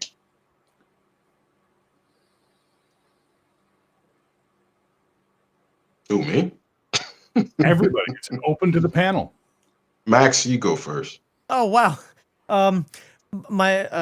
Right now, it's on my bucket list. I've got to play the original Alternity. As far as running it, I don't know, but I definitely play it. I want to play in the original Alternity. We bought the books when they first came out, thinking it was just going to be Dungeons and Dragons, basically a Gamma World thing. We were completely wrong. We poo-pooed it, and then years later, I looked at it and said, "Oh my God, why didn't we play this back then?" And I really, really want to play the original Alternity. I have it. Yeah. Okay, fair. Doc? I really would love to run a game of Morrow Project. Ooh, I played that. It's I have a that. fun game. It's a post-apocalyptic. It's like a serious Gamma World. Mm-hmm. Which edition? I have the first edition. I actually own, I think, the 5th in PDF, but I actually have all the books and modules for the original edition. I played in a campaign of that. I've always wanted to run it. It's a really hard thing to get people that are interested in playing it. Oh, I'll play. You put a game of that together, let me know. I'm in because I want to be an Ares cool. operative. I love Morrow Project. It's brilliant. All right. Servant of Shiloh. He's still thinking. I'll be honest. I don't have one. Ooh. I'm either going to or have run it with other people, or at least played the games that I like to have with other people. So, and I got a lot of games. It's kind of hard for me to go. I'm sitting up here going through all my games right now, just trying to think it through. And, is there any one? And I'm going to skip one or whatever. But no, man, I've dabbled and played with my friends. The games that I want to play, because I don't. My deal is this: if it's me and my right hand man, and we are just running a GM list thing, then that's what we're going to do. And we have a ton of fun doing that stuff. So I've done that with pretty much all the games that I've been interested in. my surprise, which I adore this game, was Vaesen. Yeah, yeah. That game. I love that game. I'm They set the sorry. theme perfectly for that, didn't they? Oh my gosh, they did such a good job. So beautiful. And the art. It caught me by surprise. Wasn't even, I was just checking it out. And I was like, dude, this game is dope. And then I started playing it and it was over. I was just like, oh my gosh. So that's a game that actually usurped The One Ring as one of my top 3 favorite games of all time. It kicked it out. Beautiful game. I've never played it, but it's a beautiful game. For me, it always has been and always will be a D6 Battlestar Galactica 78 campaign. I want to run that. I've wanted to run that. Problem is finding players who actually can appreciate Battlestar Galactica original. Like, it's so hard to find. That was my favorite show as a kid, and I'm in. Still one of my favorite shows to this day. I rewatch it every year. I love it. I can't watch the last episode though. Oh, I can't. The one where they see the Apollo landing. Yeah, The Hand of God. It's a great episode. Yeah. Okay, so private chat, Max said, "Hey, what's our guilty?" Well, you didn't give your. Oh, you just did. Never mind. I just did. I did. V6 Battlestar Galactica 78. Come on, man, stick with the program. So, what's your guilty pleasure game? I'll start with my guilty pleasure game. My guilty pleasure game is always Cyberpunk, and the reason why it's Cyberpunk is because, as I've said so many times, and my home gamers know this well, I run D&D for you. I run Marvel for you. I run Chill. Marvel. Oh, stop. Oh, stop interjecting. Wait a minute. Which Marvel? The only one that counts. Okay. I know the only one that counts. You are an officer and a gentleman. Well, sir, keep going. Thing called Heroic. Yep. You should check out. We'll talk later. But anyway, so for me, my players know that I run those games for them. Cyberpunk, I run for me. I will murder your characters. Make 7 before the campaign starts. Don't get attached. Do not get attached to your characters, because if you play stupid games, win bullets to the head. As long as I look cool doing it. Well, that's the thing. Some players get it. They go, as long as I look good. One night we ran a game where they played, instead of playing a solo they played a street preacher, a bike courier, a DJ at a club, a low-level corporate guy who was just starting out his career. As one of them put it, wow, we're playing the people who normally get killed in our crossfires. And I'm like, yeah, you are. And then they proceeded to all get killed in the crossfires, except for the DJ, who stayed safe by never leaving the club. They would keep coming to him, and then he would just play music. And that was all he did. Great times. Love that. All right, what's your guilty pleasure, Max? Mine, again, I wouldn't run it, but I'd play and I have to do it at least once every Gen Con that I go to. Battlelords of the 23rd Century. Not the 7th edition version, but 4th or 6th edition Battlelords of the 23rd Century. Yep. I like that you presumed I understood there were multiple editions of this game, so that's great. Well, we covered 7th edition. It's unfortunate what they did with it. No, well. All right, Doc, what's your guilty pleasure? Gamma World. Really? Straight up retarded. It is just wantonly stupid and silly and fun. Which edition? 2nd is my favorite. I think 2nd was the sweet spot for Gamma World. Okay. That's fair. That's fair. The only one I ever played was the book. 4th? It was just the game was a book. I think it was 4th edition. May have been 3rd, but I think it was 4th.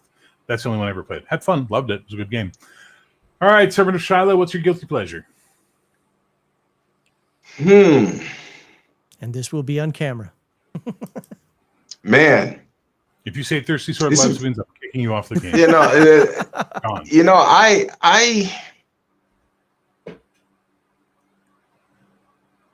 Man.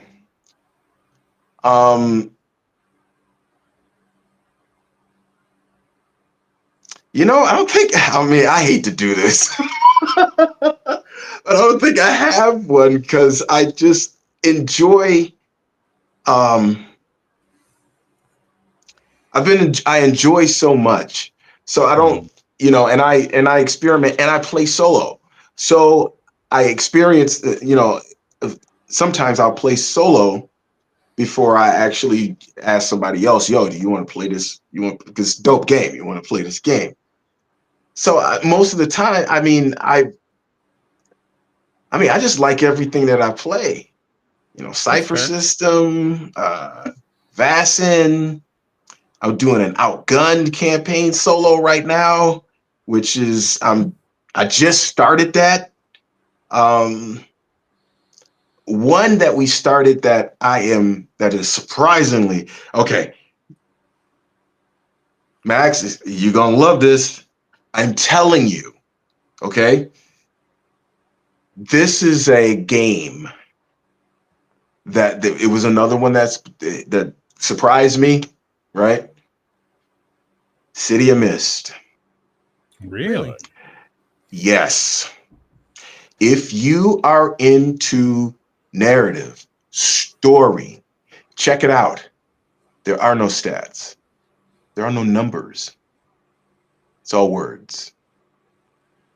Bro, me and my right hand man, we were just like, how is this? And then we started playing. Yikes.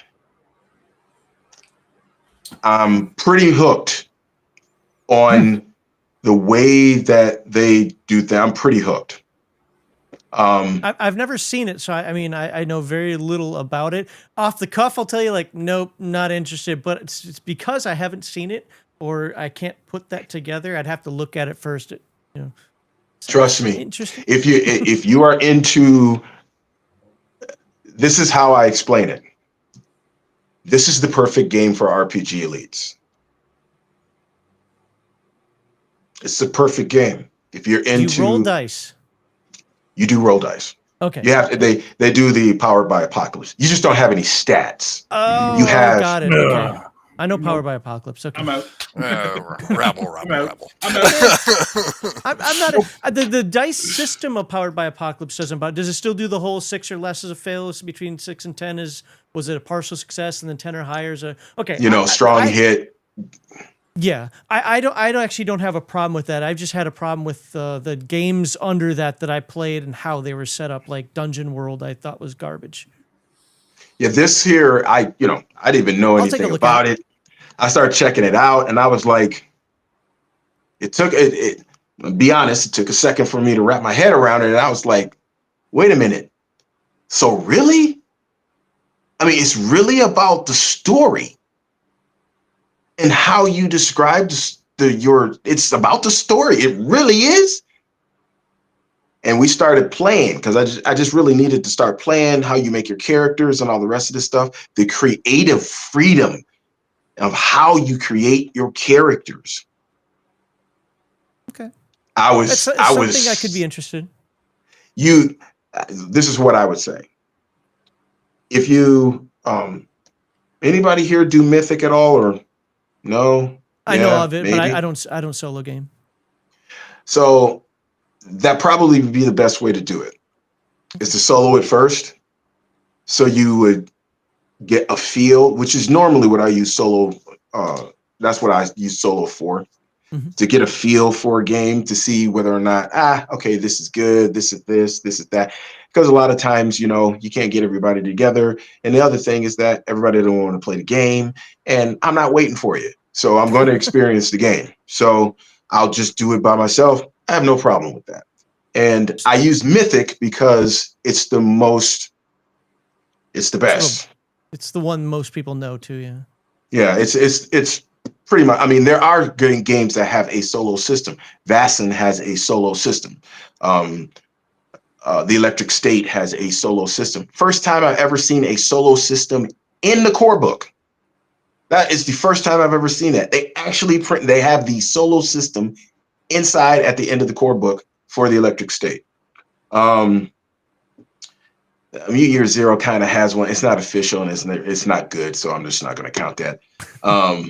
You'd probably be better off just getting Mythic. But City of Mist is one of those games that you probably will be, if you're into story. So let me say that if you're into story, if you're into narrative, this is If probably going to be a game for Bear, you. let me jump in again here for a second. So I have a very particular style of story, and this is actually somebody in my community coined this for me. Makes perfect sense. I don't believe in storytelling because I'm not there to tell my story. I believe in what we termed emergent storytelling. The game tells the story. By playing the game, the story becomes told. Yes, characters are free to do their actions. I'm more sandboxy than a lot of people, but characters are free to do their actions. Players, sit around the table. But ultimately, I'm not telling a story. I don't know if you're going to kill the dragon or not. I don't know if you're going to shoot the bad guys or not. Hell, you might join the bad team for all I know and make me have to stop the session and come back next week. But it's emergent storytelling. It comes from playing the game. Does it provide for that? Yes, Then, that's what I'm okay, talking then- about. then- This is okay, perfect. developing, and I call it, story discovery, right? Okay. Yep. So as you play, the story is you discover the story, and then the story is written when the session ends, right? Okay. So- let me jump in on that. Hang on. Let me jump in on that. That's just role playing to me. Yeah, I don't need to term it. I don't need to call it something. That's just what role playing is to me. Yeah, right? but you know how people get with the term storytelling and story gaming and all Yeah. You know that? how people Yeah, get. yeah. We can cut the sentence that you know how people get. But you've played in one of my games, Max. Doc's Yep. played in a few. That's what I do. I go, here's your character, here's the story, here's the world, here's what we're doing, and here's the catalyzing event that kicks us off. Now, what are you going to do? Where are we going to go? What's going to happen? And if you do stupid stuff, okay, well, that's what's going to happen. You do really smart stuff, cool. You do stuff I don't expect, carve your eye out, yeah, I'm going to just roll with it and see where it goes because you kind of got to. And that's how I, as the GM, get to play, by being the world reacting to your actions. And yeah, not all your actions are smart. Not everybody's going to agree with everything you do. And that's something that drives me nuts is people go, oh, your NPCs are so mean to them. Have you been paying attention to how they're acting? Yeah. Of course these NPCs are mean to them because they're acting like assholes, you Yep. know? That's gaming. That's the basics. when I say it's about the story, that's what I'm here for. I'm here to see where this thing goes. Yeah. This is what I'm here for. I'm not, and I call it the different levels of role playing. There's 3 levels: low, medium, high, low role playing. Oh, there's You need them all. Yeah, then there's 40. There's 4. So you need them all. Yeah. It's not like you do one and that's the only one. No, you need them all in order to have a robust and great. But RPG elites focus on medium and high. Mhm. That's what we focus on. Why? Because that's where the story is. The story happens there. The low level stuff, anybody can do, right? Take the dice, roll the dice. There you go. Okay. But that's only there to inform you how your medium and high level role playing is going to go. Yep. That's it. That's all it's there for. Most of the stuff is medium and high level role playing. That's an RPG elite's dream. So the reason why I was so surprised by City of Mist is that it was just kind of like, when you make up your character, bro, you're making up stuff of how you want it to sound. Like your abilities and stuff. I mean, it's so hard to explain, but it's if you go and you just check it out for a second, it's kind of like, and the Power by Apocalypse system is simple enough to where this doesn't get in the way of the story. It's kind of like, the Year Zero engine. Mhm. It's not my greatest, and it's not the greatest, what I think is the fantastic system in the world, but it is perfect, I believe, for it doesn't get in the way of the story. Right. It fits right into the story. So that's why I love Vassin. It has the Year Zero engine. I don't even care. It's just because of the story. It just doesn't get in the way of the story. This is the number one reason I hate 5e. It gets in the way of the story. Okay, we're not doing that. I'm not doing that. Any system that gets in the way of the story, it has to go. That's an RPG elite thing. I'm saying it might not be you, but Do any you think story. that some players? I'm gonna again. Sorry, Barrett. I'm not trying to hijack your show here. I just got No, some please. questions. Hijack. So our channel over the last couple of years has been just kind of fell into it, and I'm happy that it did. We are now kind of Palladium shills, You so to really speak. are. And, I saw that. yeah, but it's just one of those things that just kind of happened. We became friends with them. Anyway, just how things work out. Like just today, I got another comment. Oh my God, Palladium, great lore, worst system ever. And I always crack back at that. And I'm just like, okay, tell me what's wrong. And here's what I've always found about people when they complain about Palladium. It's one of two things. It's a preference issue, and that's all you can label it down to. Well, I don't like rolling percentile dice and a D20. Well, I don't like just rolling a D20. I think that's boring. So, or it's the layout. Careful, And your 2E's showing. What's that? I said, careful, your 2E's showing. Well, I like dice pools. This is one of the reasons why I like the Year Zero engine, because I like dice pools. I like to roll more dice. I want my clickety-clack math rocks. Anyway, You're gonna like Outgunned. If you like cinematic action, you're gonna like Outgunned. It's dice pools and it's 6-sided dice. So I forgot what I said. What was I saying? Oh, we talked about the Palladium. Well, there's a lot of things that people don't understand because the Palladium rules can be clunky if you try to memorize them. Is that Kevin never meant for them to be an encyclopedia. One of the things I do like about new game designs, like Year Zero engine, is they don't even try to make the games like an encyclopedia. Here's a few rules. It's a framework. Go. If something weird comes up, figure it out. You're the game master. That's how Palladium was supposed to be the entire time.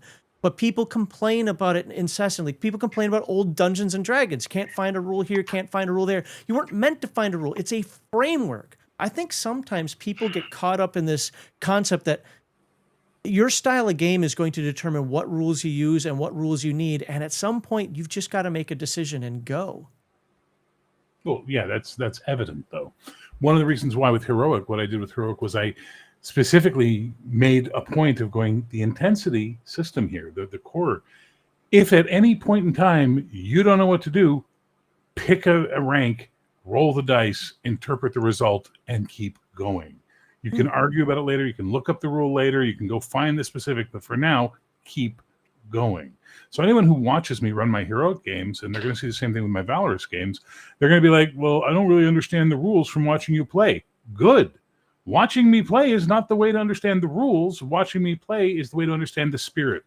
But do your rules get in the way? I mean, as far as I know, at least when I've seen your Heroic. Doc, do the rules get in the way? I wouldn't say so.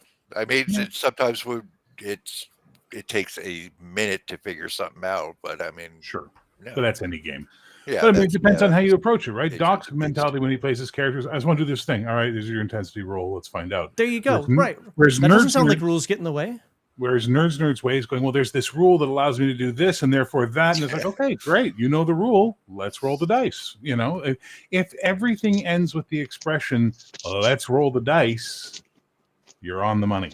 You're moving forward. Right, well, without 5 minutes of looking up, like, how do I actually do this? And I think that's a mistake that a lot of older 90s gamers, in my experience, really make. Because I think simulationism really came to a head in the 90s where people wanted, like, no, but I'm on the hill, I'm only half crouched, and the tree is covering part of my body. That should be a plus 12, not a plus 14. You're like, oh my God, dude, why can't we just get to it?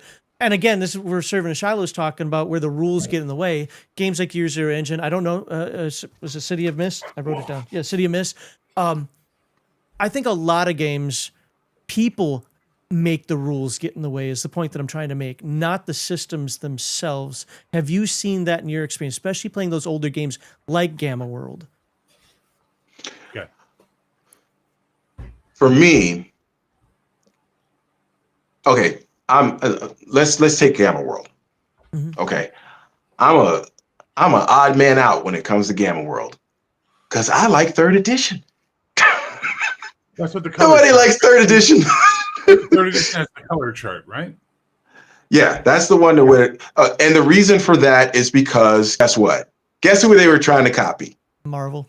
There you go. So that was a success. It was such a success. They tried to change the system so it could look like Marvel, added some other colors in there and whatever. Didn't quite work out as well. You can work it out, but it didn't quite work out as well. The worst thing about Gamma World 3rd Edition is the rules organization. It's horrid. Like, even if you had to look up a rule, you'd be like, wait a minute, it's supposed to be here. What is it in the? Okay, is that in the errata? Okay, it's Yeah. what is this? It's a Not TSR is that the? trademark. Yeah, it was horrid. I mean, I'm not even gonna lie, and I talk about it in my video when I talked about it. That is a nightmare. I still love it though, because when it came to the system itself, the system was simple. Mhm. It really was. All right. All the rest of the other stuff, all right, you just have to prepare a little bit more in order so you're not bogging down the game when you guys are actually playing. You just have to know where stuff is. Maybe you got a little list over here and be like, okay, we need to look something up. It's on there because I don't want to lose it because it's not going to be where you think it is. But it's not a system that gets in the way. So, or it's when a system, and I'm not talking about the rules per se, because I agree with Max in that people, will stay on a rule forever, and it's like, bro, it's not that serious. We'll keep it going. We'll figure it out later. If we gonna change it later, we'll change it later. Okay, we'll find it later. So many times I assign some of my players to know certain parts of the rules. Mhm. So if we do have to look something up, they already know. And I'm like, okay, Tom, what is that? They'll know, it's quick, and we keep going. Yeah. There it is. And I don't have Players to. knowing how the game works? Shut up. That never happens. Oh my god. That's an I'm gonna cast RPG League this quality, by the spell. way. Great. What does that spell do? I don't know. All right. In Cyberpunk 2020, you see this lovely column right here? This is all your shooting modifiers in the combat system. There's only one I care about. Snapshot, -3. Let's roll. Let's go. Right? You can play it like that. You can go, well, hang on. It's low light, so that's a -2. He's a running target, so that's that. I'm shooting a shoulder weapon from the hip. You can do that if that makes you happy, but not in my games. In my games, just look, Maestro, you're snapshotting. Let's go. Move on. Roll the dice. Let's see what happens. Right? Yeah, I'm not a simulation system. there's certain things that, it's like I said, I tried to do the 5e thing. I just hate it. There's nothing that's going to nobody's going to convince me of that. It's just who I am. I'm just an old curmudgeon when it comes to that. Oh my gosh. And listen, I've got games that are 5e, 5e compatible type stuff. And I got them because I didn't know that they were 5e compatible. The art and stuff in it were just fantastic. The game premise was nice. And then I found out it was 5e and I was like, dang it, dag nabbit. Oh my gosh, I don't believe this. Right. And I've covered one game on my channel that was 5e. And it was I didn't have a good time at all. At all. Which game? Which game? Everyday Heroes. I have we've had Dave on many times. He's a great guy. Dave's a good guy. Hey, look, to be fair, I'm not interested in his game either, but he is an outstanding gentleman. I like him. Yeah. Dave is cool. Don't get me wrong on that. He's a cool guy. Yep. And I want the best for him, bro. Go ahead and do your thing. I want success for you. I think the game concepts and everything that you're doing with the Rambo and the Pacific Rim and all the rest, dude, go, bro. We need that. So do it. It's just too bad. And he wrote me after he saw the video. He's like, yeah, because I must have mentioned in the video that I hate 5e. And he was like, well, yeah, and I understand why he went with 5e. I get it, bro. I get it, dude. I have no problem. Do your thing. I want your success. I just don't like it. Yep. So it got in the way of the story. That was the number one thing that was just like, oh gosh, I just want this one little thing, but you can't just do this one little thing because of this thing over here. And even if I don't want to go there, the question is coming up. And I'm just like, okay. Nah, dude, we just ain't. I can't do. And I love the concept. Like I said, I love the concept. Dave is a nice guy. The gaming company that I fell into, that it just happened, was Free League. Yeah. I mean, same here. I had so much love for Free League. I love them. They were the greatest. The girl that ran their promotions department was amazing. Yes, that's my You girl. talking Jenny? Well, hang on, she's gone now, right? Yeah, Because she's gone. They hired an outside company, and now Uber strategist. Yeah. And now when you put in, you say, hey, review copies, anything like that. If you don't have 10,000 subs, they're not interested in dealing with you anymore, it looks like. Because I've been hearing it from a number of people who are all in the 2,000 to 5,000 range who were constantly getting stuff sent to us and constantly. I still get stuff sent to me. You're what, 8,000 subs now? 7. Well, maybe I'm close to 8. Yeah. No, but over 5. But I don't even cover most of it because I don't like IP games. Yeah. But the thing is that I had a bunch of backlog, the stuff that was supposed to be sent to me, and then they do it through their transition. I sent an email going, hey, what's going on with this? I'm still waiting for that. She told me you're the guys I'm supposed to talk to. What's happening? I never even heard back from them. Oh, wow. Something happened with because it was just recently, like last week or week before? I hadn't received anything from him in a while. Yeah. And I was like, well, the Great Dark came out and stuff that they would, normally send me.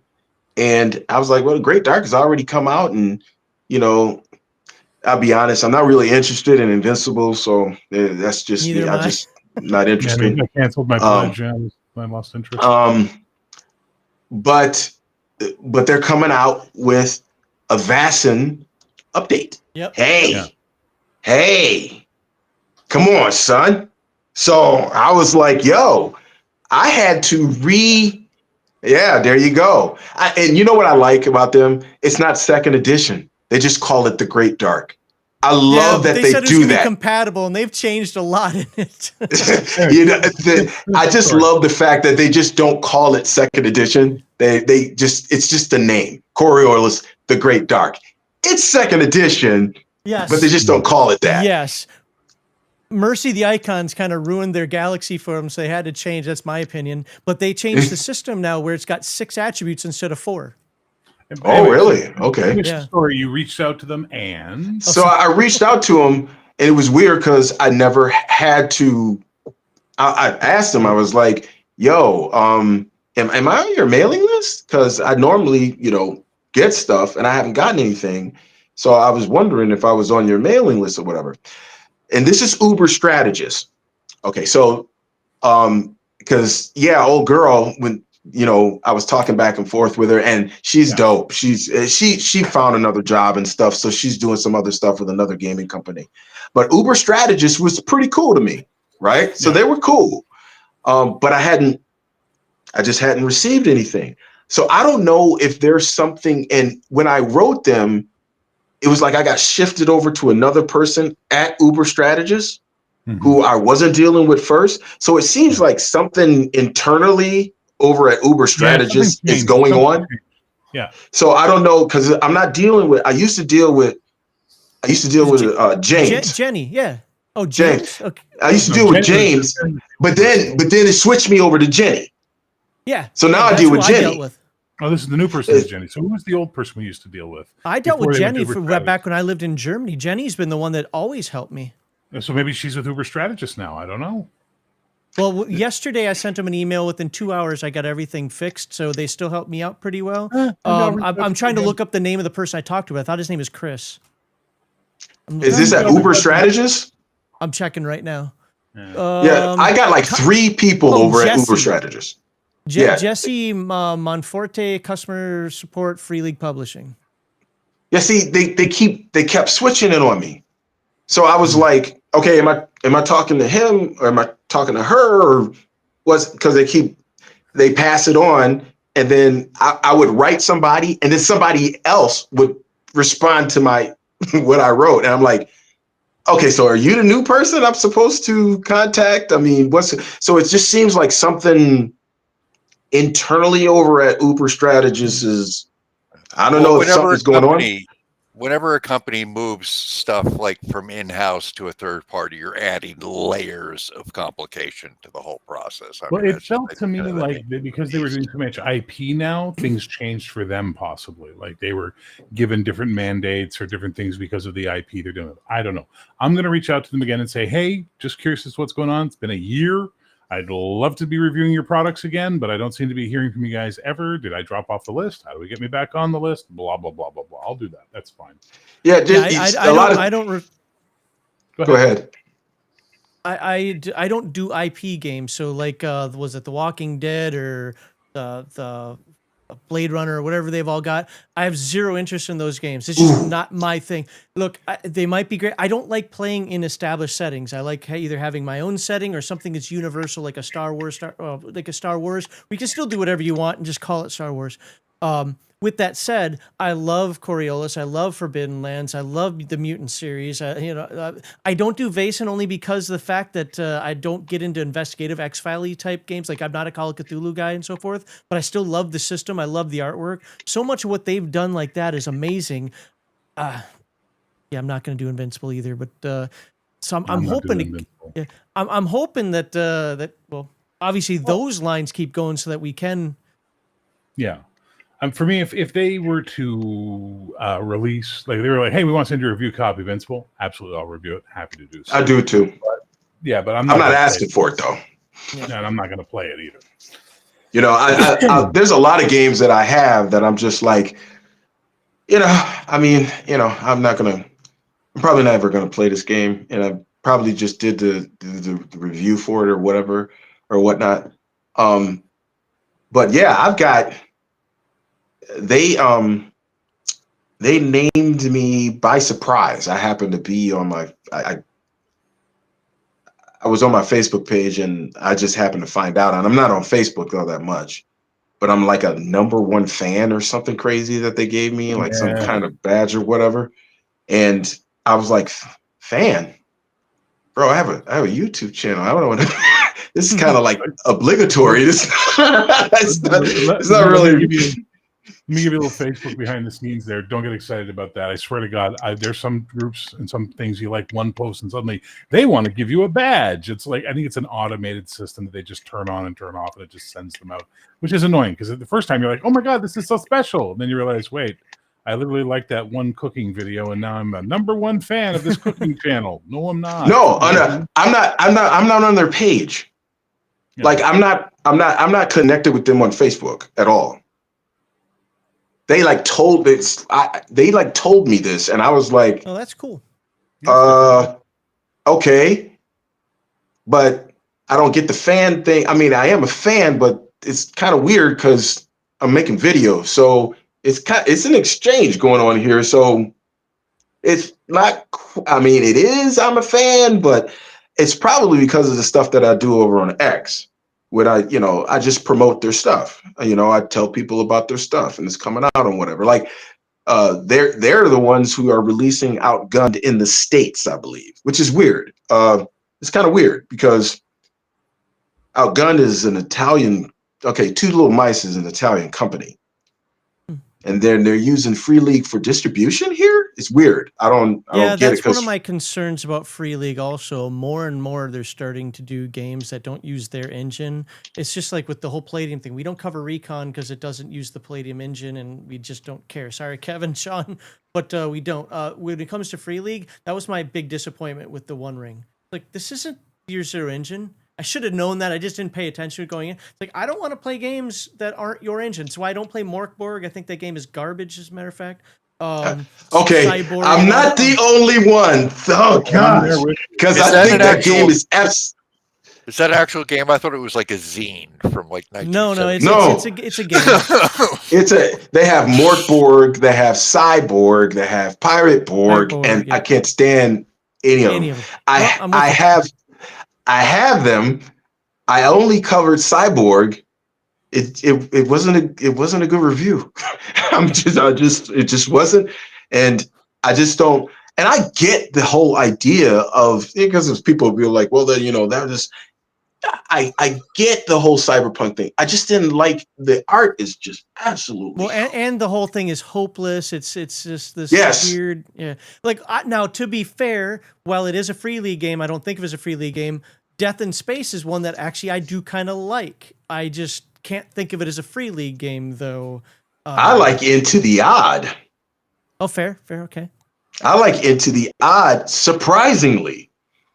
I did not know what the game was about. They sent it to me. I looked at it and I was like, dang, you literally create a character within 2 minutes.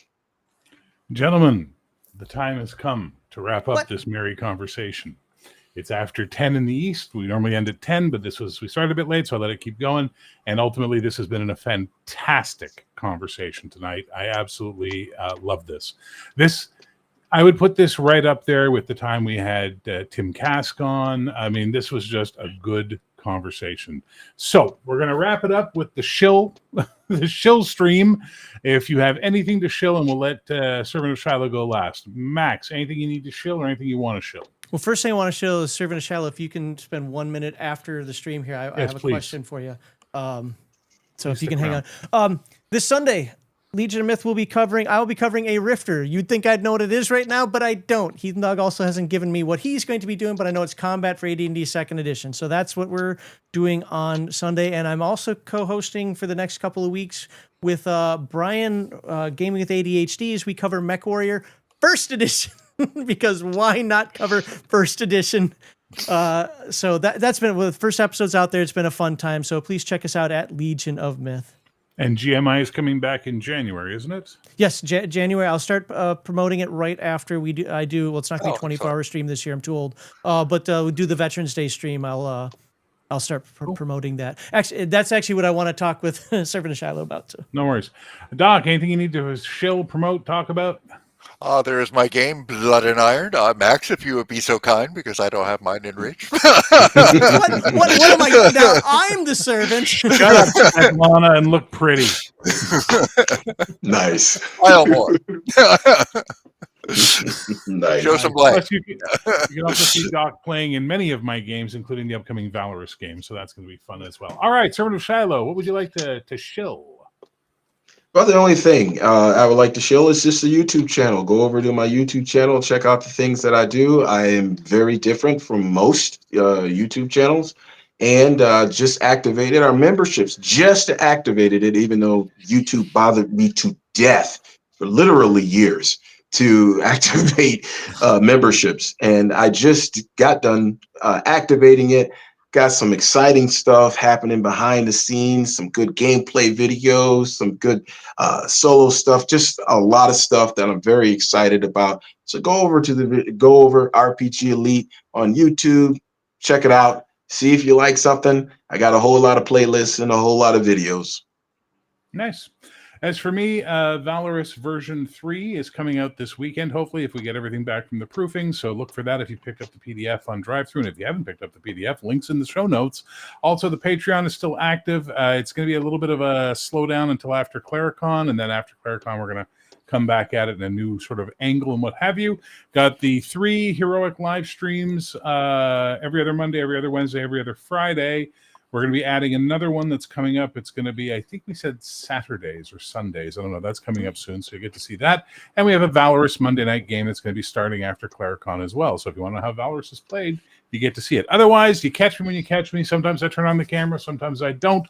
You know how the channel goes. But I would like to say one last thing before we go.